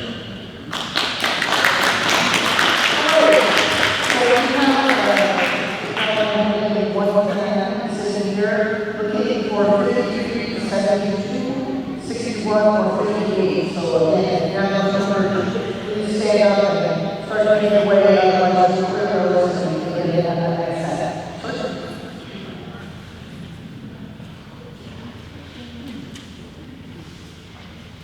Oh, I'm here to just stand up and go in the line. My name is Wallace, and I'm from Ellenburg, which is right on the edge of the recovery zone, and about 12 miles from life of the place because I am a grizzly bear will respect that line. So, in our neighborhood, we haul firing beehives and black bears. That's a small indication. One thing I thought I could interject, my daughter lives in Reintroduction, and that is right in the Grand, in North Dakota Mountains, which is right at the hill of the city in Yellowstone. They have grizzly bears, and it has compounded more in the last 2 years because of wolves' depredation of onions in Yellowstone. So consequently, Yogi and Lulu are leaving Yellowstone to get something to eat. And contrary to some speakers, they have developed a taste for hamburger and nut. And it's getting worse. They live on the West Yellowstone River, West Rosa River, and there are bears no longer kids waiting for us along the road without attendants or cages or wolves, and also occasional sound critters. So that's just something from Montana. And also some years ago, I went there and carried out a student grizzly study to determine if Montana could stand grizzlies. And out of that study, they determined it could, but it's never happened due to politics, pressure from outside groups.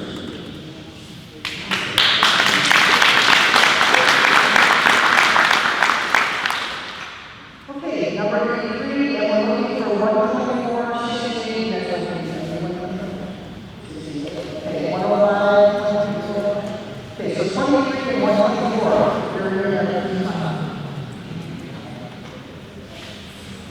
Hi there, my name is Jessica Kelly and I'm from Louisiana. I'm an advocate for trail runners, non-regular fans, and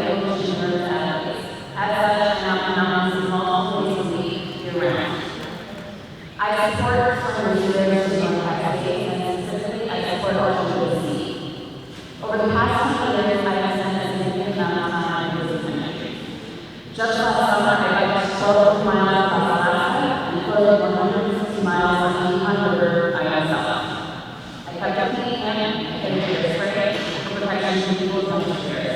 And I made noise to raise prices over there and I was just trying to last as well as for all other refuge services in the country.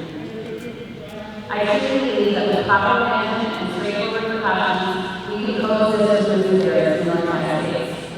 I want to be clear that I have all respect for grizzly bears. I know that they are strong and powerful animals, but I also don't think that they are hiding behind evidence out of this. Statistically, driving through trailhead remains the most dangerous part of any backpacking trip. In summary, as long as this restoration is backed by sound science and community input, I support restoring grizzly bears in the North Cascades. Thank you for listening.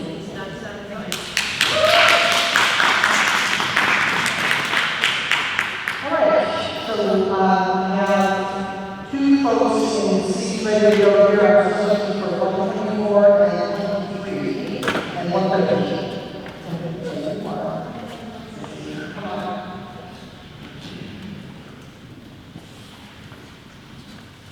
Hello everyone, my name is Reintroduction. I work with the National Parks Conservation Association. Our job is to protect parks for your generation, for future generations. That's our job, and so that's why we're here tonight. We're here to protect parks.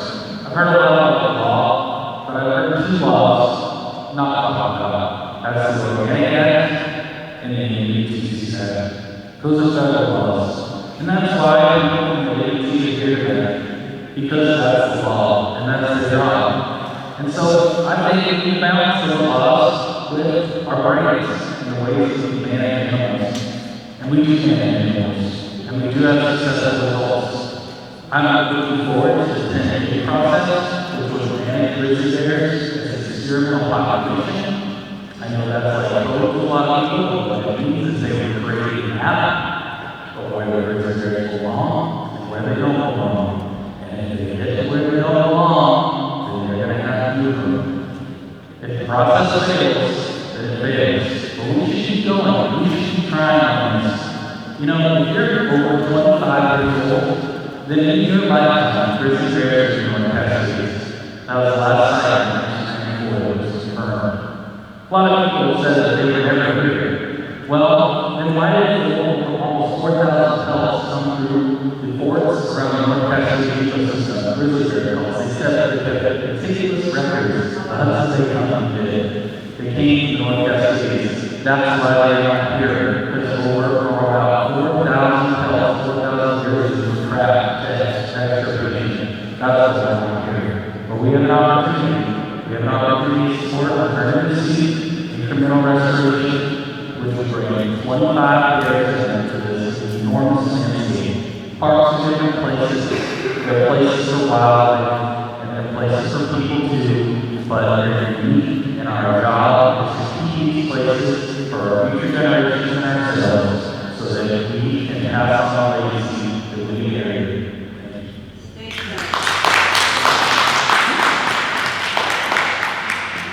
Okay, and just a little reminder, if you hear something that you don't care for, it's helpful not to make a comment about that. Just say bye. We have a speaker number 23, and I'm looking for 123, 88, 114, and 101. And we're moving through these pretty quickly because we want to make sure that people are not going to come forward and get everything as much as possible. 123, please.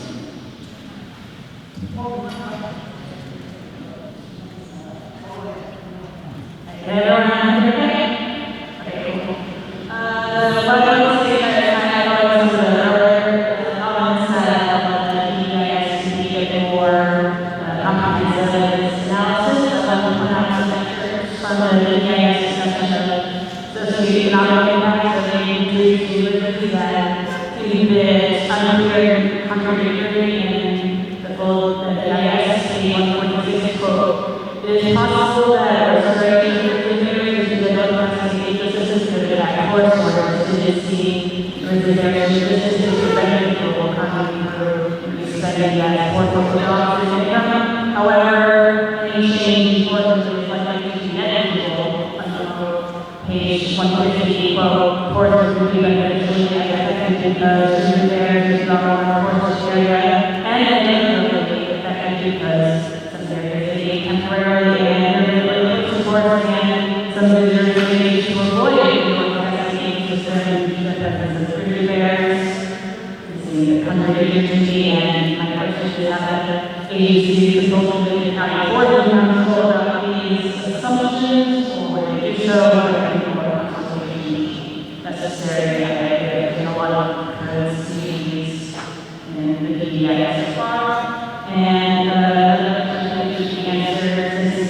they're all following competitors and the investigation system, the agencies predict any long-term ecological consequences of the very important to be extirpated from the investigation system. So what the investigation system has borders through it, and grizzly bears don't know what the borders, so even if they aren't on the Washington side, it doesn't mean the whole ecosystem is out of balance. I say not necessarily, I think there needs to be more analysis to the evidence involved.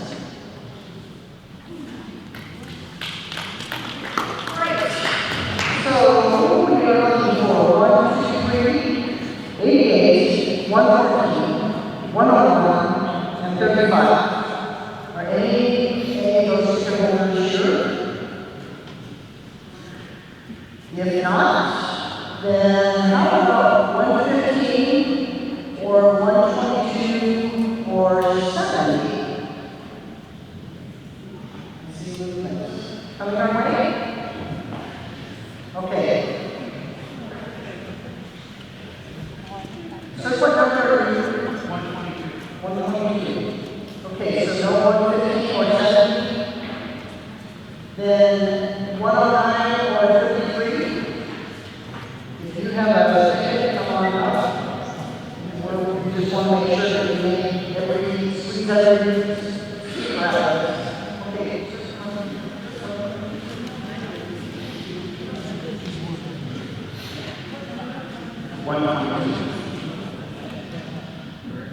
I've heard a lot of people argue both ways. I can probably go on like half hours on the comments I'm saying, but one thing that I haven't heard of is it's becoming more and more common for cougars and things to approach on the civilized area. Well, also we brought a grizzly bear with a cougar to compete with into that cougar's hunting ground. It's going to have to go somewhere else. Several times, people commented, yes, there are animals in the Cascade, those are transient animals, and they don't want to say that. Well, they don't want to say that. Who's to say that the ones you draw in there don't want to say that as well? The RCW clearly states that you cannot transplant a non-native grizzly bear into Washington State. Government is trying to get around this by saying any grizzly bear they transplant there is now a Native American, or excuse me, a Native Washington bear. Well, by that same reasoning, every tourist who lives on American soil is now a Native American.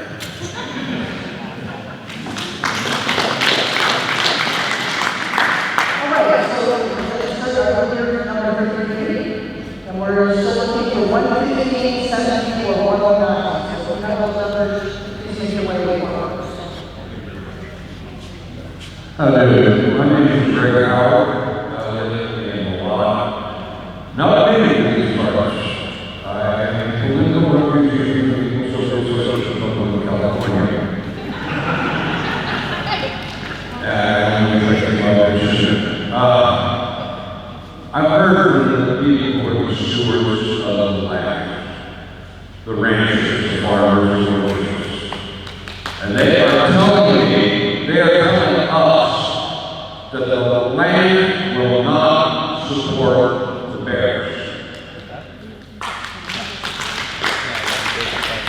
I'm also reading that alternative B, B, and C clearly states the ultimate goal is a sustained population of 200 bears. 200 bears. I believe the zone in question, I heard the number of 100,000 square miles, is this correct? That will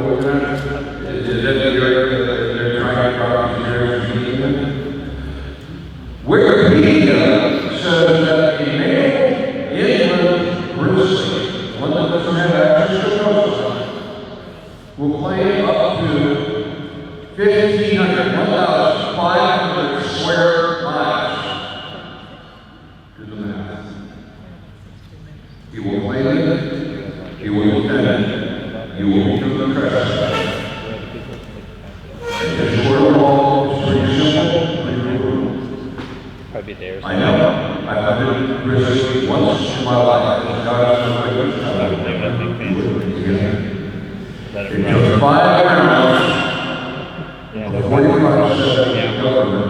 That paragraph is slow as anything, not a horse, slap a horse out of the mud. And it wasn't just a sloppy shooting tool penetrating the heart. The one that killed the bear, goes pop brain like a road. Thank you.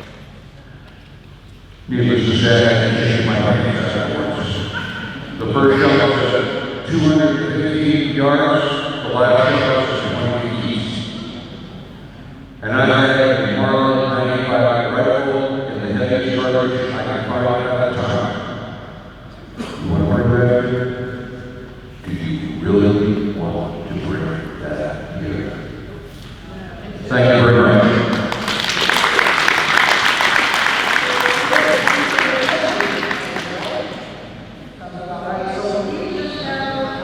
There's just a couple more.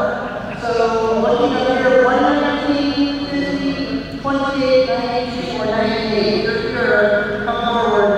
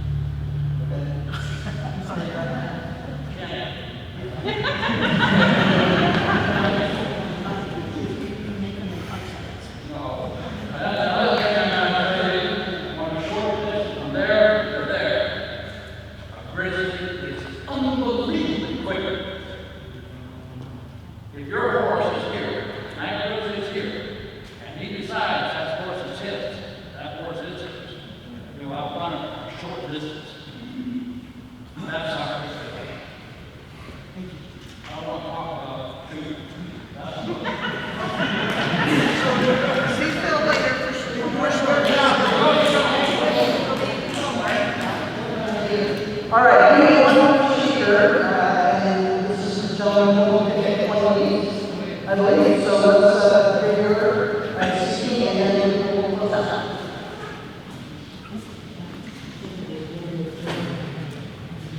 luckiest I ever been. I'm last. I don't know. I'm John Lester. I was born and raised in Winwood. I am opposed to the Reintroduction, or Reintroduction, whatever you want to call it. I was hunting in Canada for moose. One of the requirements was we had to carry a rifle when we went to the outhouse. They were very serious. They were pretty good on it when we didn't do that. The Pacific Crest Trail was descending through the middle of this habitat area. And I don't know if we really want to impose that on the most well-used trail in the western United States. It's by far the business. One of the things that they have not considered in here, and when you look at the map, the city of Winwood is in bear habitat. I mean, you have to bear it. It also goes up to Beaver Creek, up on the roof areas that are just not reasonable to consider for grizzly bear habitat. It takes in the Leavenworth corridor, heavily populated, the Zama corridor, heavily populated, Sahican, and Darien. And I guess I'm concerned that haven't done a very good job with the wolf program. And if they haven't done a very good job with that, I guess I'm not really sure they're going to do a very good job with the bear program. And the last point I'd like to make is I've heard how rare it is for you to get attacked by a bear. If a bear attacked me in Albany or one of my family, it is no longer rare. It has happened. The rareness is really not there. If you are a victim, it's real.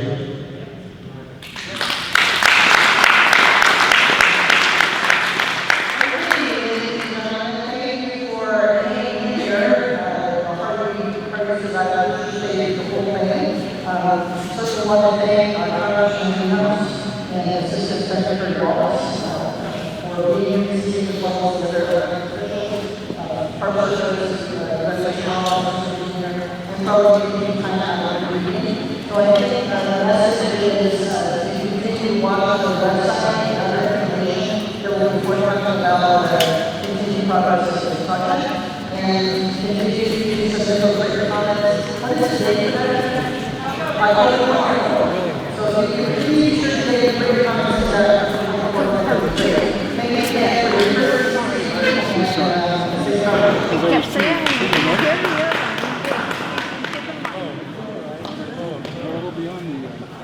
I'm publishing.